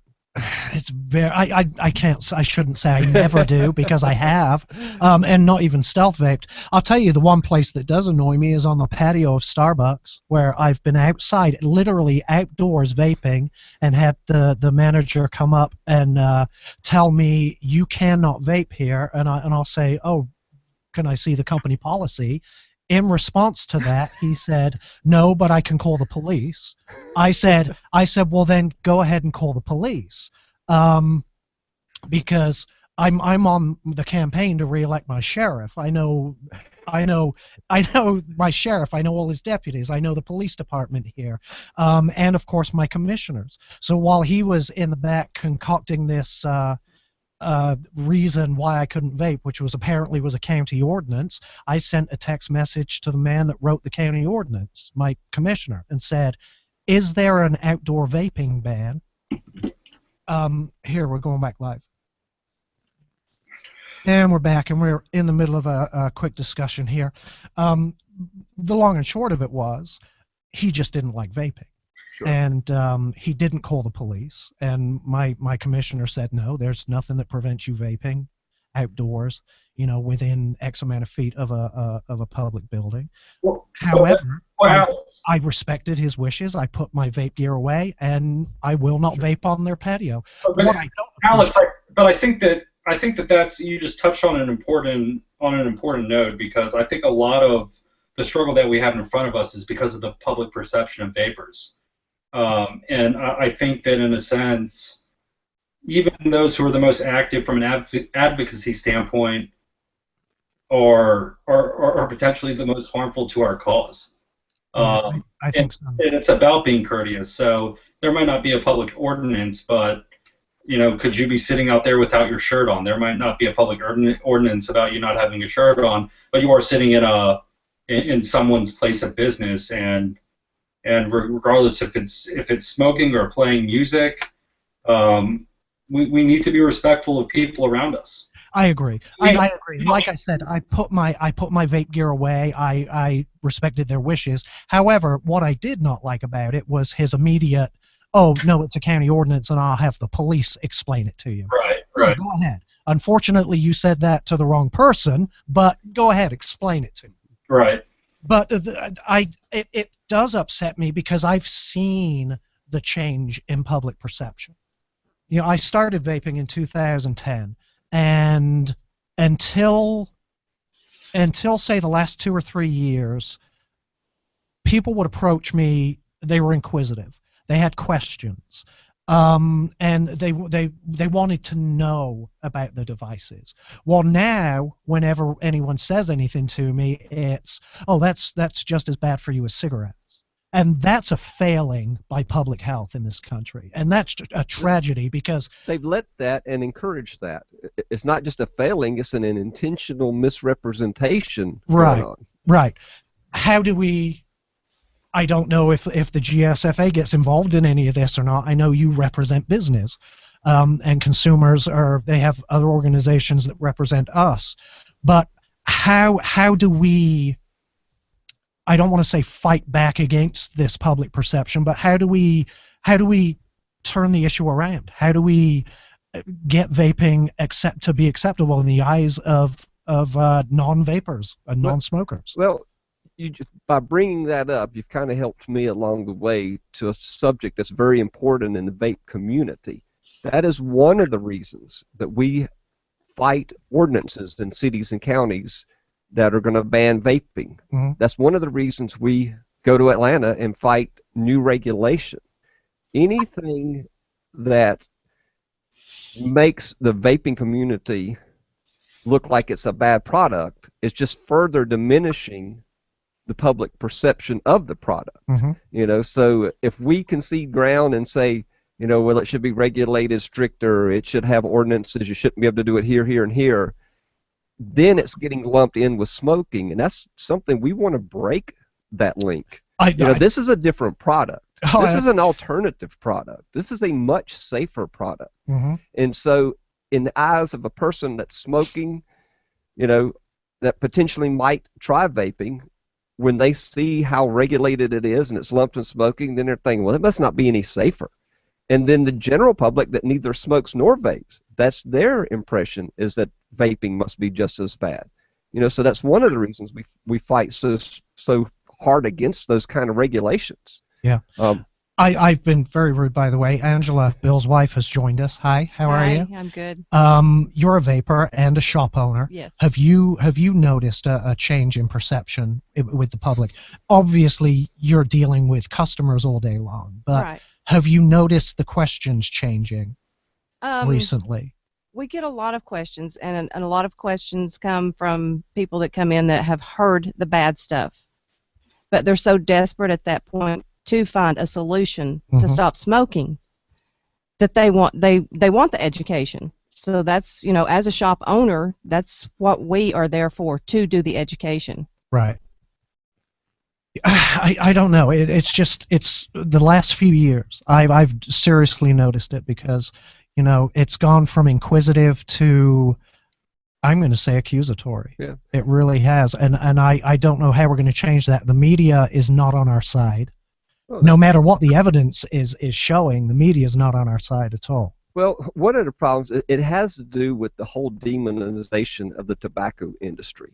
By demonizing the tobacco industry, we basically gave them sole reign over that industry, all the big tobacco companies. So then any new product that comes along is guilty by association. Yeah, I've made this comment to multiple people that I think initially what put us in the position that we're in right now, defending ourselves and trying to change the perception and explain to people that we are not the same thing as a cigarette, was by coming out and calling this an electronic cigarette. Yeah, terrible. Right. I try and never use the term electronic cigarette. I call it an electronic vaporizer, which I think just the negative connotation associated with the term cigarette is hugely problematic. Yep. I think I mean, can we agree that that's kind of a catch-22 though? Because most people, when they first get into vaping, they always started with a cigarette. They wanted the same experience that they got with you know, a tobacco cigarette. And I don't know if it would have caught on as much if we hadn't started by calling them electronic cigarettes. It strikes me it's almost a catch-22. Yeah. Well, it's hurt us in the long run, obviously. Yeah. But well, in my honest opinion, the cigarettes have not helped this industry grow. Okay. And if anything, a lot of folks got turned off to cigarettes. They tried them, and they just don't work that effectively. There's battery life issues. There's taste issues. And a lot of folks that try those think, well, this is vaping, and they don't ever go any further. Yeah, I mean, I'm sorry, go ahead. On the flip side of that, I started with a cigarette. And Same here. Same here. And I realized quickly, you know, hey, this could work if it were better. So I went in search of something better, and that's when I found the more powerful vaporizers. And that's what I'm hoping that the majority of people that try the cigarettes will stumble into the shops for the support. Yeah. When I first started, it was a cigarette, and I didn't get discouraged. I said to myself, well, what's out there that's better? But that's what she said. The first time I heard vaporizer, my mind immediately went to drugs. Exactly. Right? And oh, yeah.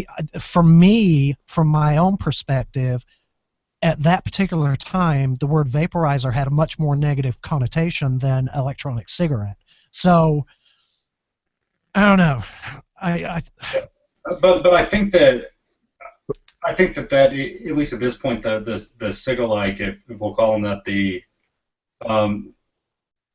yeah, I'll read quarterly and annual reports of big tobacco companies, and Philip Morris and Altria, the electronic cigarette platforms, the SIG-alike platforms that they invested in have basically fallen off of a cliff, and I think that that's because if you're trying to quit smoking, you don't need to go into a convenience that SIG-alike in. Do I want to point over to the left and pick a pack of cigarettes, or do I want to point over to the small little section on the right and grab a SIG-alike or a Blue or an Enjoy? Now we have this amazing resource, which is the local vape shop, and which are quite literally on every corner. I get one thing I do when I travel. I'll go into smoking lounges, and just as not as a business owner, but just as a vapor, and I'll take out my vaporizer, and I can think of 20 to 30 people who've walked up to me to ask me about vaping, and what I say is, there's obviously amazing resources online, but chances are you live very close to a vape shop. Walk in there, and the people working there are there to educate you. They're there to help you quit smoking cigarettes, which is why the legislation on the table right now upsets me so much, right? And it could be that everyone is either mixing their own e-liquid or they're buying it online, and we have this gray market for e-liquids. The costs go up significantly, but I think that if I wouldn't have had to try 10 to 15 different SIG-alike brands if the vape shop existed in its current state 4 years ago. Yep. Charlie, I wish you was here, man, because I would love to give you a high five. You just put something into my head that I had not even thought about. We already have recognized, we talked about it earlier, that the community spirit in your local vape shop is a support system. Absolutely. But you made it even clearer by talking about the fact you go in a convenience store to buy a SIG-alike, you're faced with that same temptation every single time. Yeah, so by the vape shops taking you out of that exposure. Exactly, and look, great observation. And look, as a store owner, as a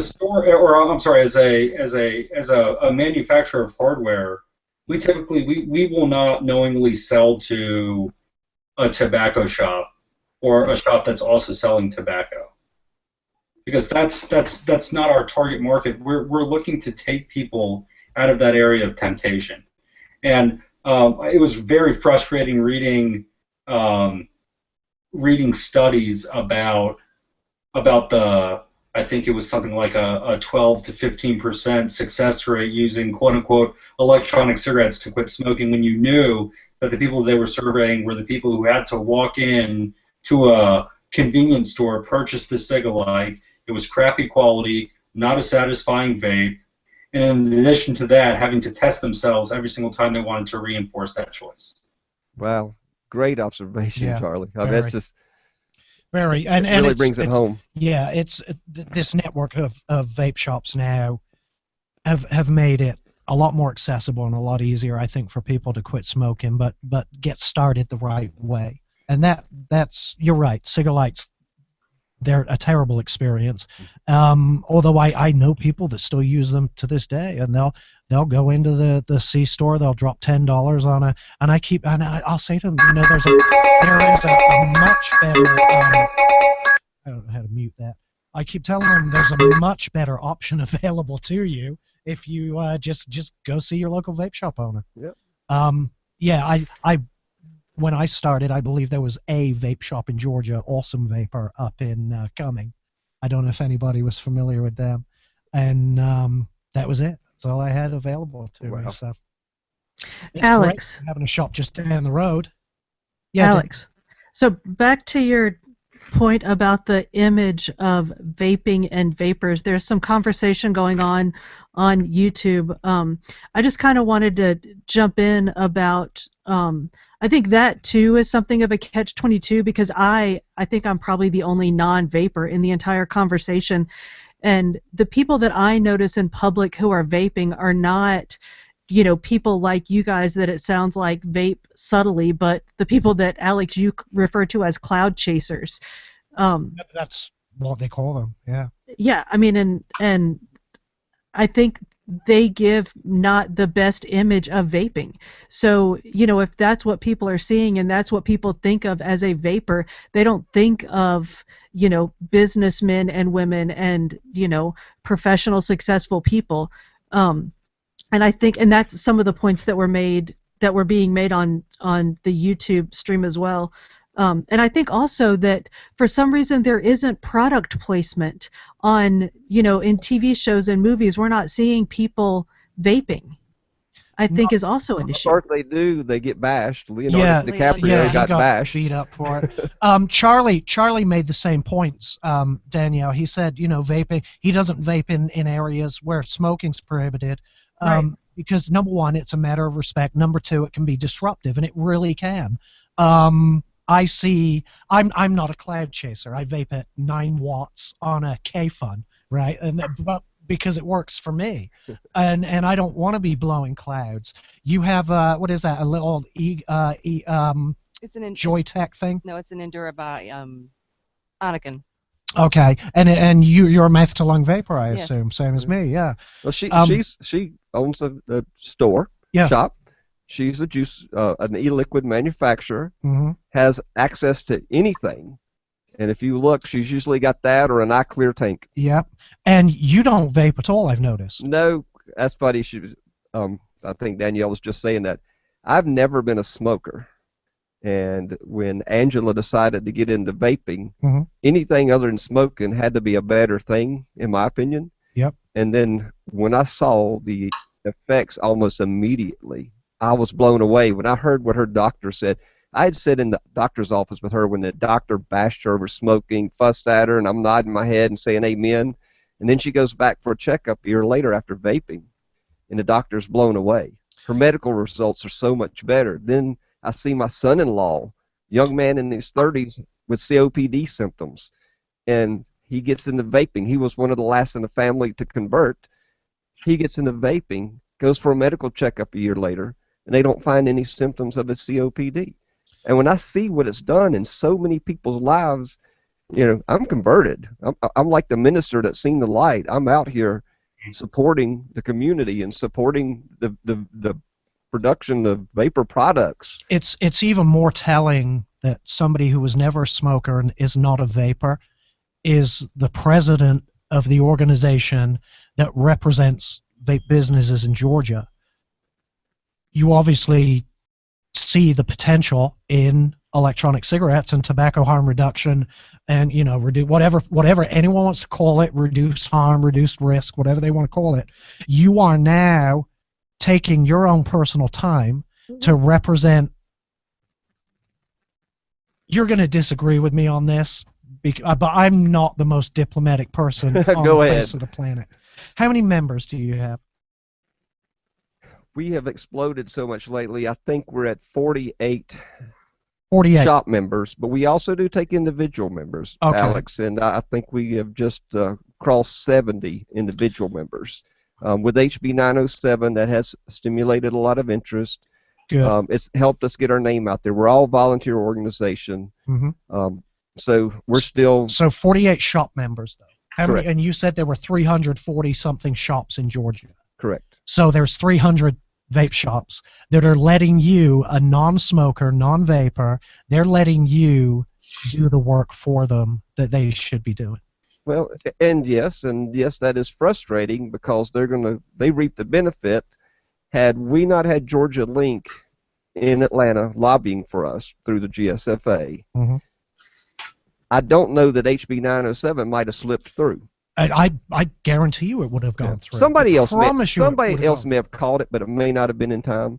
But Georgia Link actually knew about it before it got filed, so we were on it immediately. What is the biggest stumbling block right now to getting, if you were to talk to people listening who are vapers, who go to their local vape shop and their vape shop is not a member of the GSFA, what would be your recommendation or your advice to the vapor to get their local vape shop to join and become a member?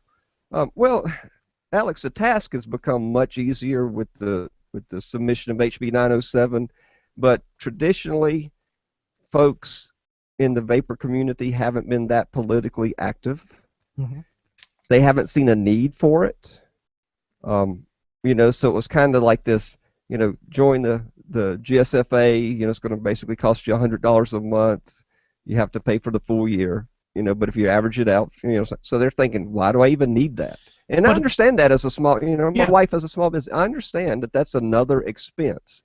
And so it took something actually happening to kind of rattle the bushes. Yeah. And then we've had some amazing calls. There's a company out of Noonan who's been manufacturing e-liquids in Georgia for quite some time. It's a little place called Heather's Heavenly Vapes.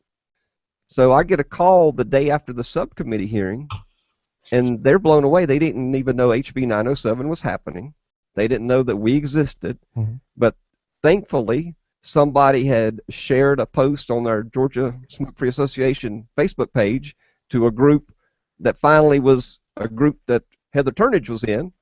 And she's like, oh, my God, this is happening. And then she starts checking around. Mm-hmm. And so she, you know, threw her support behind the GSFA immediately.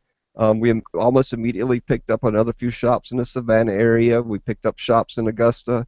So now we're getting, we haven't had a budget to go out and advertise and beat the bushes. Right. But now we've got volunteers that's hitting shops for us. But that's why I ask. There's obviously things vapors can do. They can raise awareness. They can share your page with their vape shop. Exactly. You know, they can talk about the bill that's currently in the legislature. And regardless of what happens with this bill, whether it gets beaten down or whatever happens, there will be another bill. Oh, yeah. If we get out of this session alive, we've got to roll our sleeves up and actually go to work. I mean, I'm fully expecting a ban on flavors. I'm expecting a taxation bill. I'm expecting every nasty piece of legislation that every other state is experiencing right now. And it costs money to fight those. Now, you don't have to give out numbers. My understanding, it's about $50,000 per session for kind of basic lobbyist representation. Well, most of the smoke-free associations in the country, Tennessee, Georgia, Virginia, you know, all of us, the average lobbying fee for the year is between $60,000 and $80,000. Mm-hmm. You know, so that's, you know, if we have 80 shops, you know, at $1,000 a year. You know, you're basically got to have 80 shops just to pay the lobbyist. Yeah. You mentioned earlier trying to change some public perception. We would love to be able to do some PSAs on radio, TV, you know, and run some campaigns to start getting to the folks that are neither smokers nor vapors, you know, so that they start understanding that this is a much safer product. Yeah. You know, they don't know that Tom Frieden says they're safer. You know, the CDC's guy. Correct. They don't know that major university public health schools in this country are hardly endorsing. You know, you've got Michael Siegel up at Boston University School of Public Health. Mm-hmm. You know, he's like, the public health agencies are doing our smokers a disservice. They need to be behind this. This is the most disruptive tool to come along to reduce tobacco harm. Yeah. By the way, you can read Mike Siegel's blog. I think it's tobaccoanalysis.blogspot.com. He'll pretty much anything that the antis throw at us, he's able to dispel within the day. That man's a genius. He's a clever guy. And he's been an anti-smoking zealot for what, 25, 30 years? I mean, this is not a guy that was in the smoking community. He's not a big tobacco guy who's now saying do this instead. This is a guy that's, you know, want smoking gone. Yeah. Let me ask you this, and Charlie, who represents now you represent vape shops and small business. We do have individual members. We represent Georgia vapors in the Georgia legislature. Is there anyone that specifically represents the big guys like Charlie? Or could you all come under the same umbrella? Well, Charlie, I don't want to hurt your feelings, but Charlie's not big tobacco. he still would be a small industry in our country by the Sure, definition. obviously, yeah. So Charlie's in our camp. We're helping. Absolutely. Okay, so even manufacturers the size of Charlie fall under your umbrella. Oh yeah. So yeah, when we did we did a new product release at a local vape shop, and we ran raffles for free devices where all of the proceeds went to GSFA, and my company, we matched all of the contributions. Oh, good to me. Good. I did not So know no, that. That's he supports fantastic. us, yeah. Yeah. No, I was just, I had no doubt that Charlie supported you, to be honest with you.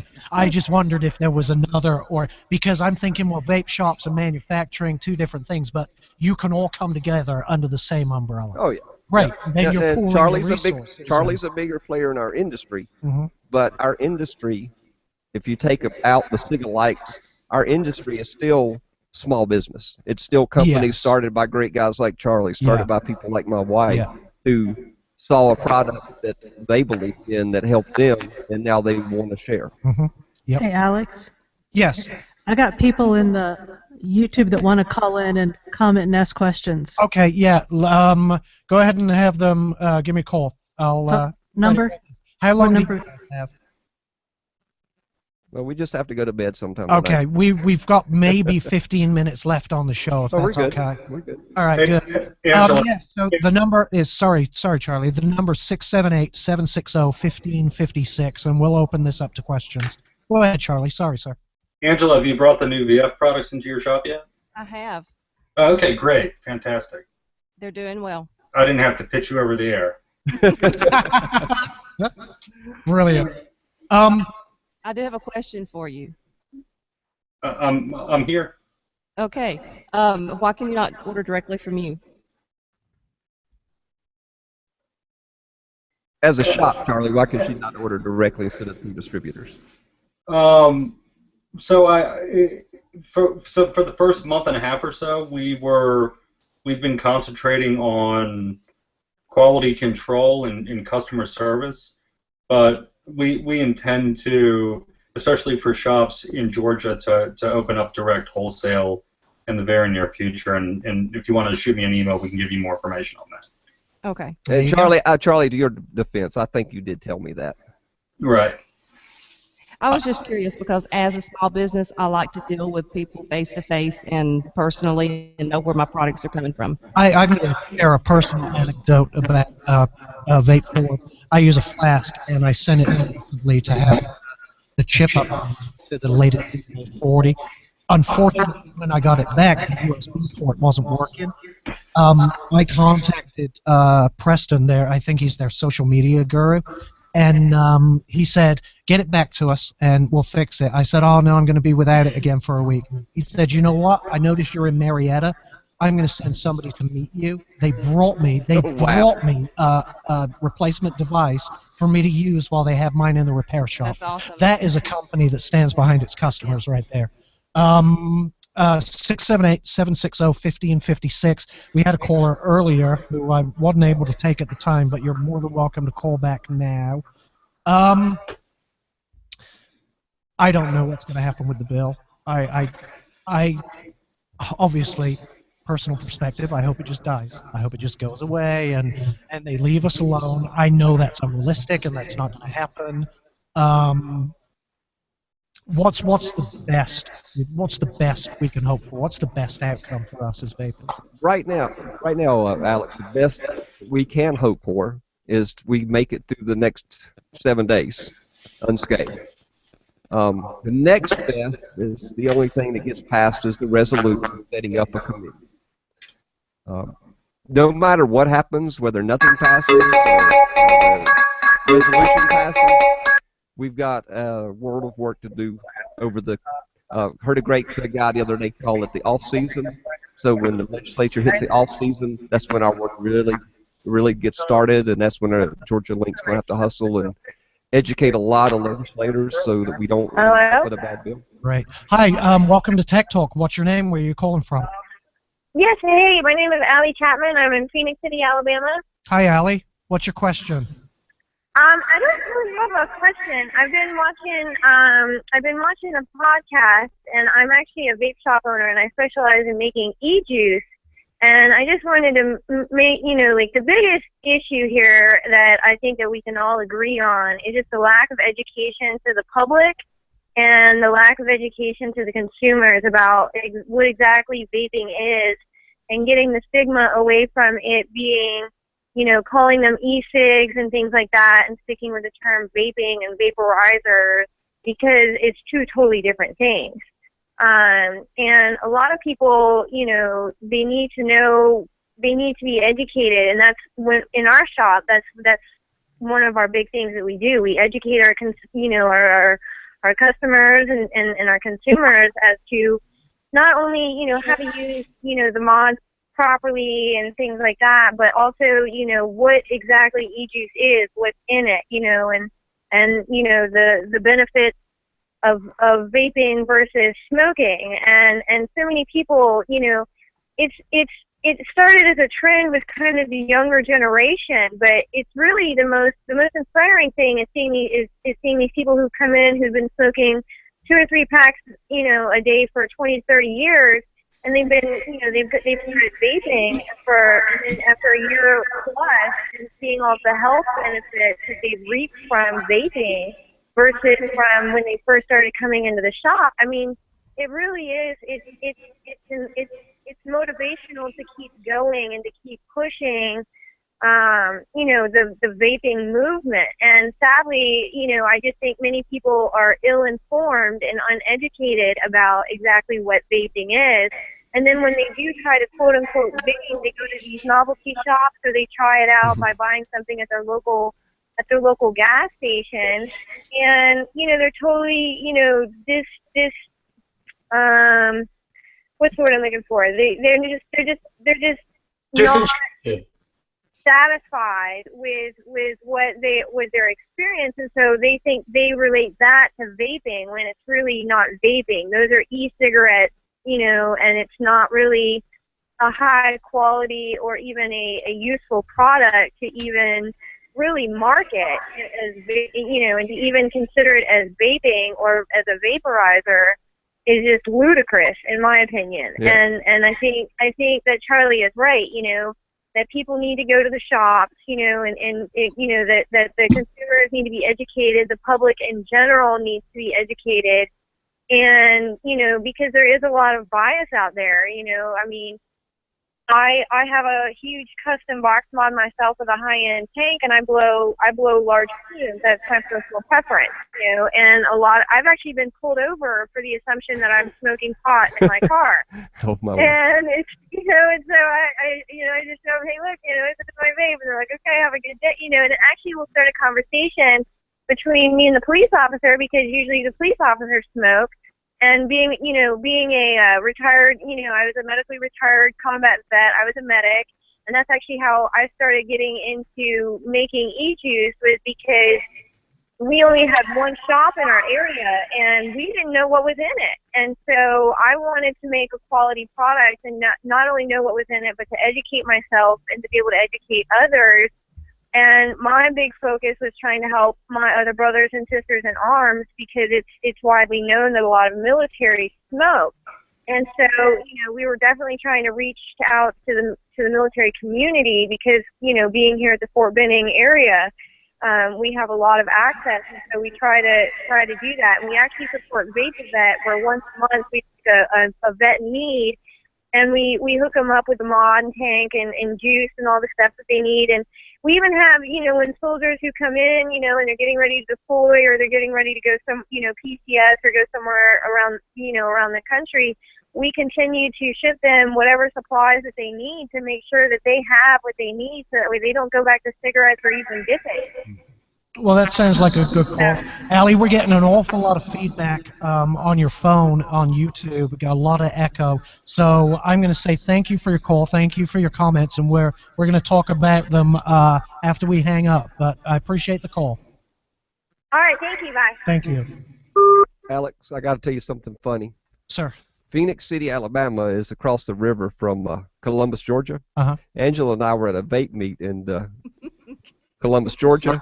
And what Allie's saying is 100% accurate, because we asked there, well, where's the vape shop?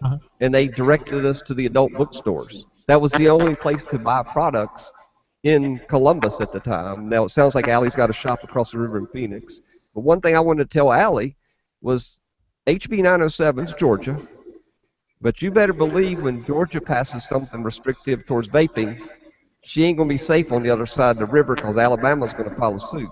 And so that's why every state's important to the state beside of it. Absolutely right. Actually, I think the echo might be coming from Charlie. Charlie, do you have your speakers turned up? Is it possibly looping back through the mic? Is that better? Yep. I possibly. I don't know. We're wrapping up the show anyway. The audio may have gone to hell. I don't know. All right. How can people reach you, Bill? And how can they join? And I hope they do. And I hope Allie is a member of the GSFA already, if she's mixing juice and selling the products. It's I think me personally, I think every vape shop should be. And I will also say, if you go to a particular vendor and they're not a member, encourage them to be. That encouragement may come by using the power of your wallet. Sure. Well, Alex, as far as the Georgia Smoke Free Association, we have a webpage. It's www.gasmokefree.org. Yes, sir. gasmokefree.org. And there's instructions on how to become a member, how to make donations, right there on the website. We also have a Facebook group that's an open group called the Georgia Smoke Free Association. I think you have to click on it to be added, but you know, we add everybody. We've got a public page. We do have a private page for, you know, paying vendors. Right. You know, so there are two sides to it. But we do have a public page that you don't have to join, you know, monetarily, but you can still find out what's going on and be a part of the community there. Allie is across the river in Alabama, but she would be more than welcome to join, because I'm sure she's concerned that she can sell. My mistake. I thought she was here in Georgia. But if she sells any liquids across the river into Georgia, and a lot of her customers actually come out of Georgia, you know, she's welcome to join. She could join as an individual member. And Allie, I would like to say, if you could send either, I believe Allie is a friend of. I believe it's a Military Mike. About earlier, a friend of Mike. Send Mike information about this organization you support, Allie, because I would like people to know about that. Vape for Vets, I believe it was called. That's a great idea. I like that. Actually familiar with him too. Yeah, if this is the same Allie, send Mike that information. He can get it to me. If it's not, find me on Facebook and send it to me directly, because I think that's something I'd like to get the word out about. Charlie, any final words? I want to thank you for coming on, obviously. What's the best outcome for you, and what do you want from the future of this industry?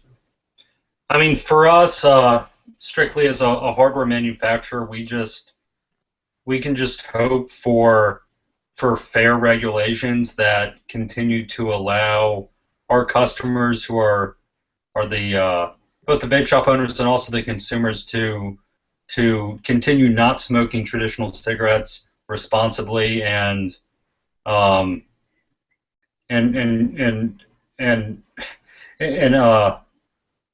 a professional, either self-regulated or appropriately regulated setting. Yep. Yeah. Well, I don't know what else we can say.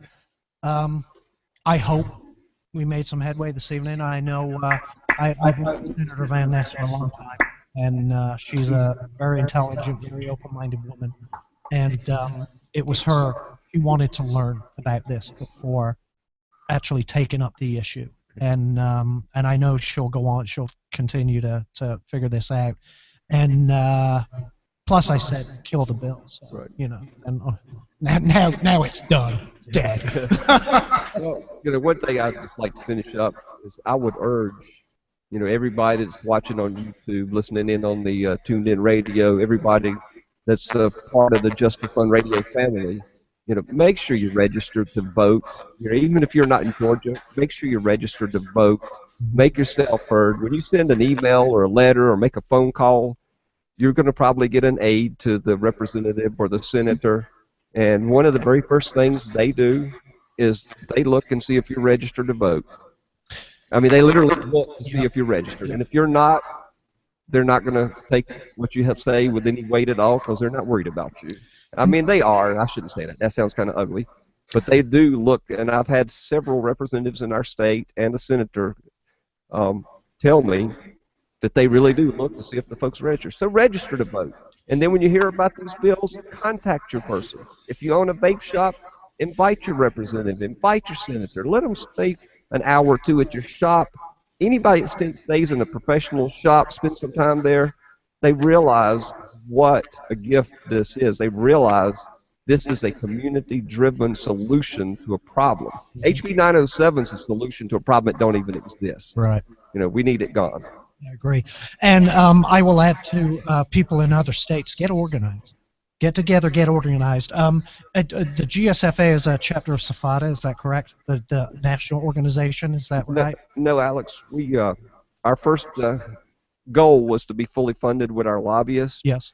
This year, 2016, one of our goals is to join and be affiliated with the national organization so that we can also influence legislation nationally. Our main purpose is for Georgia. Oh, yes. So we're looking at SFATA, we're looking at VTA. We do support CASA, and we do support the American Vaping Association. So. Cool. But yeah, people in other states, get organized because it's coming to your state. I mean, this is an all-out assault on vaping, and right now it's a burdensome regulation. Next, it's going to be taxation, and you got to be prepared to fight back. Get organized, get together, start your state organization, pool your money, get yourself a representation at the state house, and fight back. Fight for your rights. Thank you, Alex. Guys, thank you very much for coming in. I truly appreciate it. Thank you for talking about this bill. Charlie, thank you. I really appreciate you coming on, sir. And we're gonna take a quick break. I'll play. Well, I don't know what I'll play because I got nothing queued up. I'm gonna queue up a song and a couple of commercials. Take a quick break while I say goodnight to our guests, and then Danielle will come back and close out the show with me. We'll be back in a few minutes.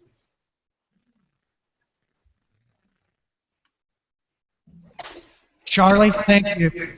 Thanks, guys. Bill, let's catch up later this week. Bill, Charlie said let's catch up later this week. Okay, thanks, Charlie. Hey, bye, guys. Bye, Charlie. Good night. Thank you, Charlie. Bye-bye. Nice to meet you, Charlie. He went. Danielle, I'm just going to see everybody out, and then we'll come back and wrap up the show, okay? Okay. You can't hear me. Yeah, absolutely. Yeah, I noticed you weren't vaping. I was about to say, you know. I talk too much. He vapes when I put it in his mouth. Try this. No such thing as talking too much. You should hear the show when it's just on about anything. We have a lot of fun doing it, and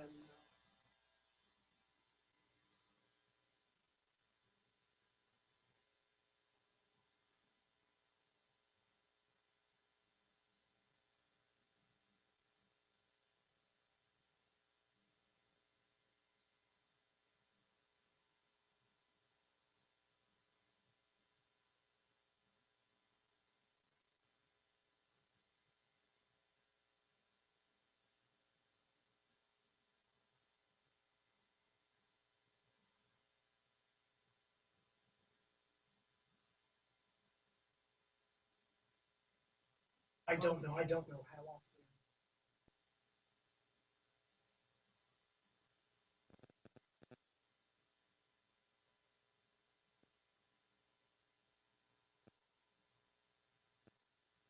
It's the least I can do. I'm a vapor.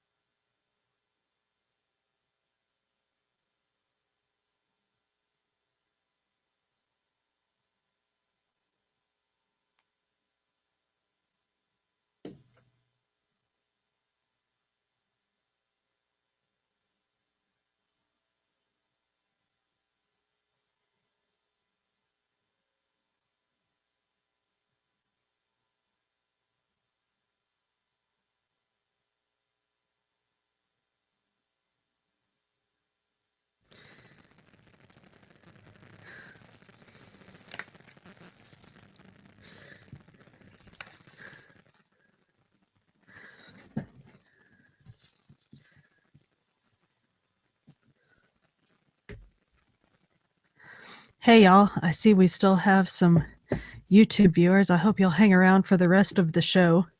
I don't know if Alex explained all this before, but right now we are going out live over the radio. So there's a song playing now. I was gonna filibuster, Alex. Look at that. I got back with 2 seconds. We're going back online. Nice. I was having a filibuster. Filibuster. We're back. Trying to filibuster, but you broke me. Yeah, we're back, and look how all our viewers dropped off. I know, I saw that. I was trying to keep them on. I ran to get a beer. We did what we came here to do. We have some viewers. What? We still have some.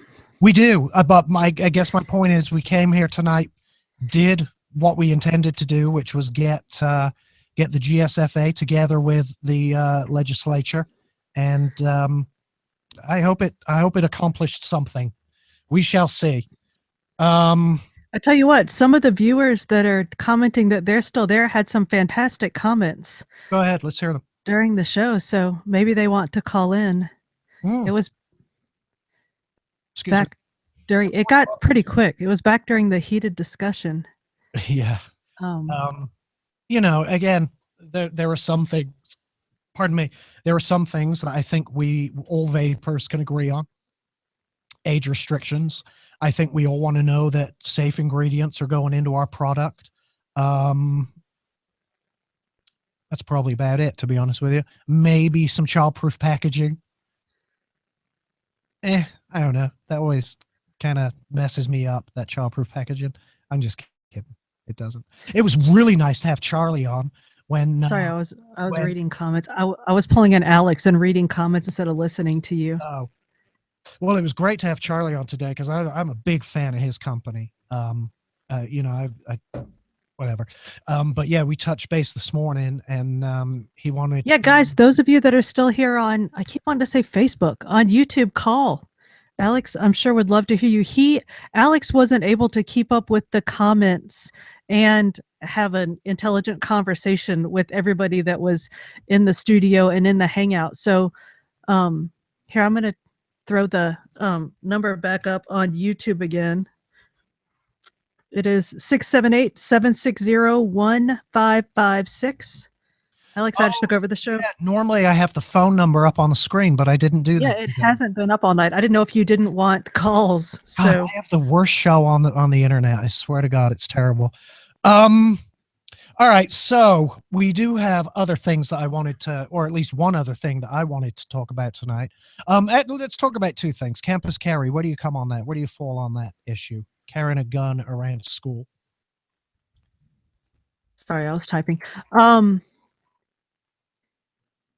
mean, I am a Second Amendment advocate. I think that you were also a teacher and you worked at a college. You were a professor. Yes. And I was a college student for many, many years.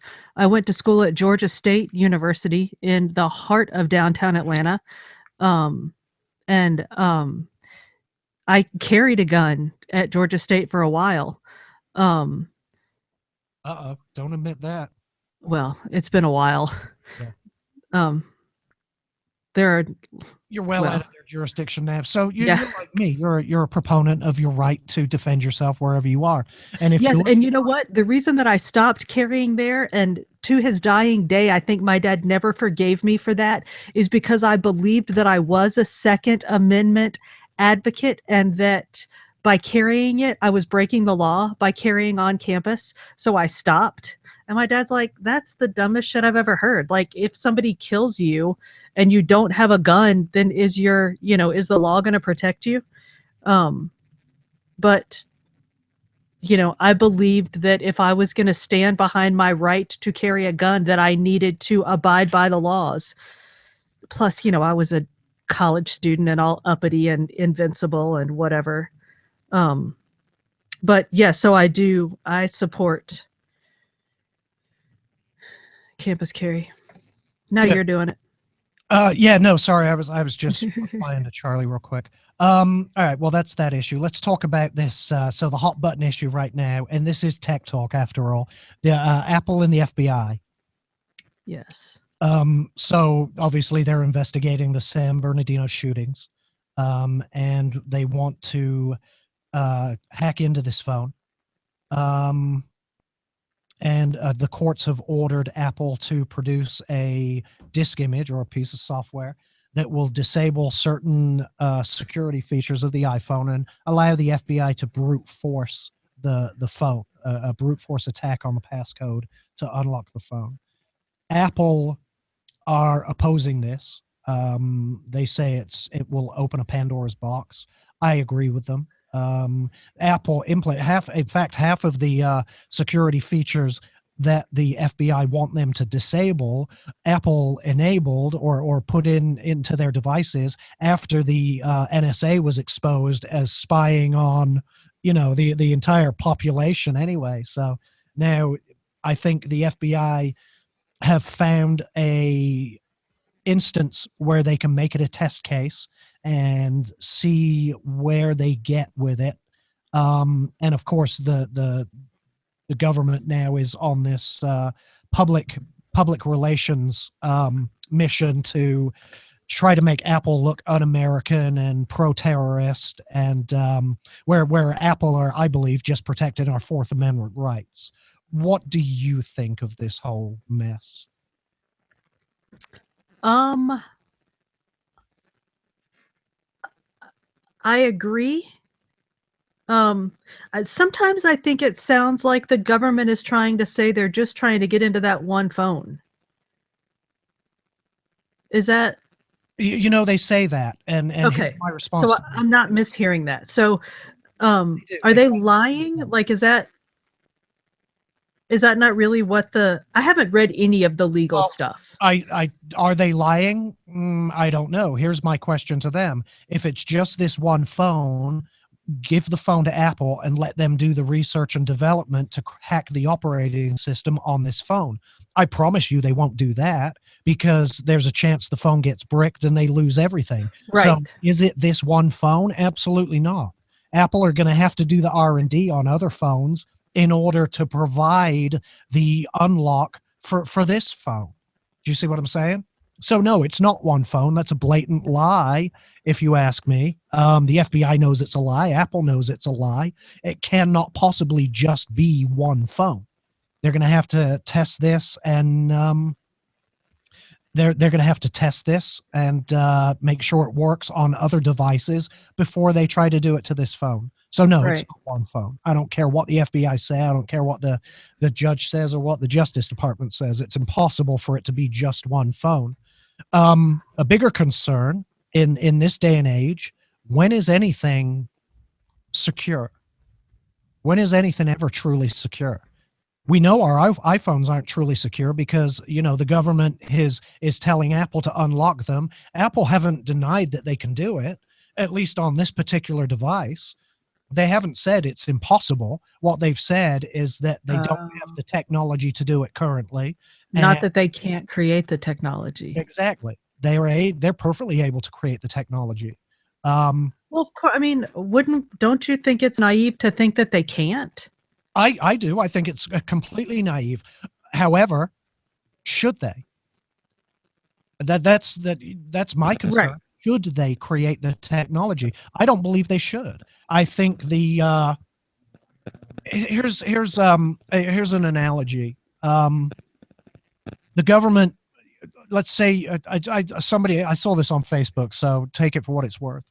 You own rental properties, and one of your renters commits a crime, and the FBI goes over there to arrest him, and they come back to you and say, listen, we're having a hard time getting into your house, so rather than just coming over and letting us in, go ahead and give us the passcode to all of your security systems. And while you're at it, give us the passcode to every security system in every rental home, because we might need that in the future anyway. We're only going to go into this one residence right now, but we want the ability to unlock everything in the future if we need to. Can Apple give them the ability to open just the one phone? I believe that the FBI is not going to give Apple the phone because, like you said, what if it's the, one Apple genius guy with, that's all thumbs and he bricks it. But can Apple give the FBI the ability to only access the one phone? I don't know. I imagine so. Sure, they could write a piece of firmware that is locked to the IMEI of this one particular device. The problem is it will get reverse engineered. Let's assume they did it and they handed it over to the FBI. What are the FBI going to do with it?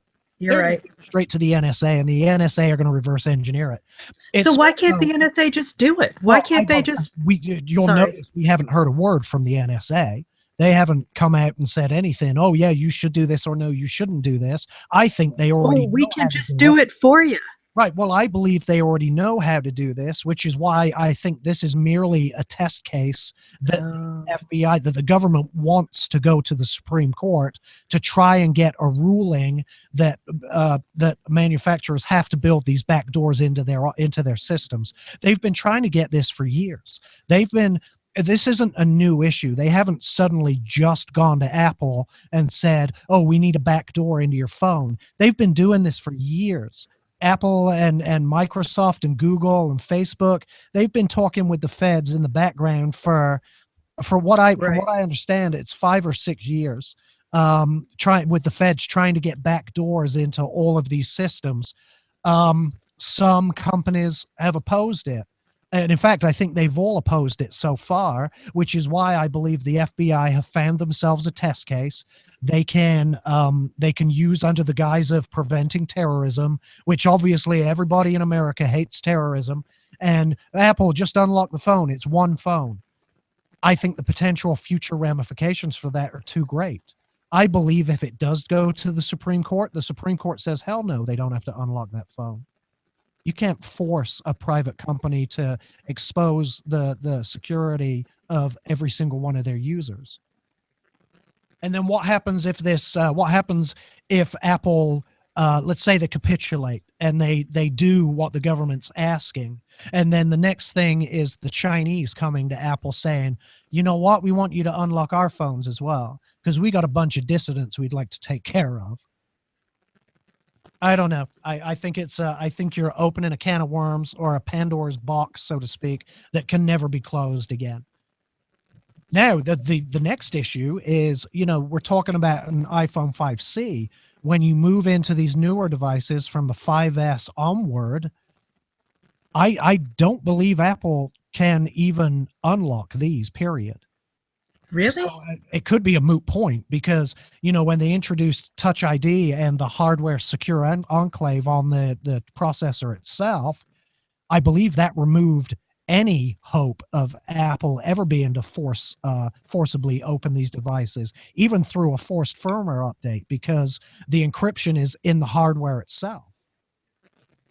From what I understand, the hardware won't let you write over it without having the encryption keys to begin with. So I don't know. In the future, it could be moot, but it scares me. It really does. When the government tries to use force to get a private company to to capitulate, you know, under the guise of you're supporting terrorists. I think it's bullshit. I don't know. Maybe I'm wrong. I'm not wrong. Well, You're probably called not in. wrong. Nobody called in, and we're No. coming to the end of the show. So let's go ahead and wrap this up. Everybody listening, I appreciate it. Thank you very much. Everybody watching and whoever watched and anybody that watches the replays, thank you very much. My name is Alex. My co-host is Danielle. We do this every Tuesday. It's generally a technology based. Well, the first half is me talking about things that piss me off. The second half is technology. We're a small show in a small station in a small city. I'm lucky that I can get good guests. I you know, Senator VanNess, I've known her for a while, and when this bill came up, I knew I had to do something to try and bring these guys together. So that's exactly what I did. It's going to be an ongoing discussion. So anybody that was on the show tonight is welcome back anytime. Anybody who wants to come on and discuss this issue is welcome to. You can just go find Tech Talk with Just for Fun Radio on Facebook and send me a message. Or Tech Danielle. I'm out there as well. And Tech Danielle also on Facebook and on the Twitters. Yes. Yep. Facebook and the Twitters. Yep. We're all over the place. We are. On Twitter, I'm Xander Mac. You know, some people ask me, what's Xander Mac? My name's Alex MacDonald, Alexander MacDonald. So Xander Mac is my screen name on most of the things. So yeah, look us up, give us a like, give us a share. And most importantly, get with your vendors, get them to join their local state organization. In Georgia, it's the GSFA, and fight to protect your business and protect your rights. And I don't know. That's about all I got, Dan. Yeah, that was pretty exhausting. Awesome show. Good job, Al. Thank you. I appreciate it. And thank you for your help tonight. You bet. Couldn't have done it without you. All right. Another shitty outro.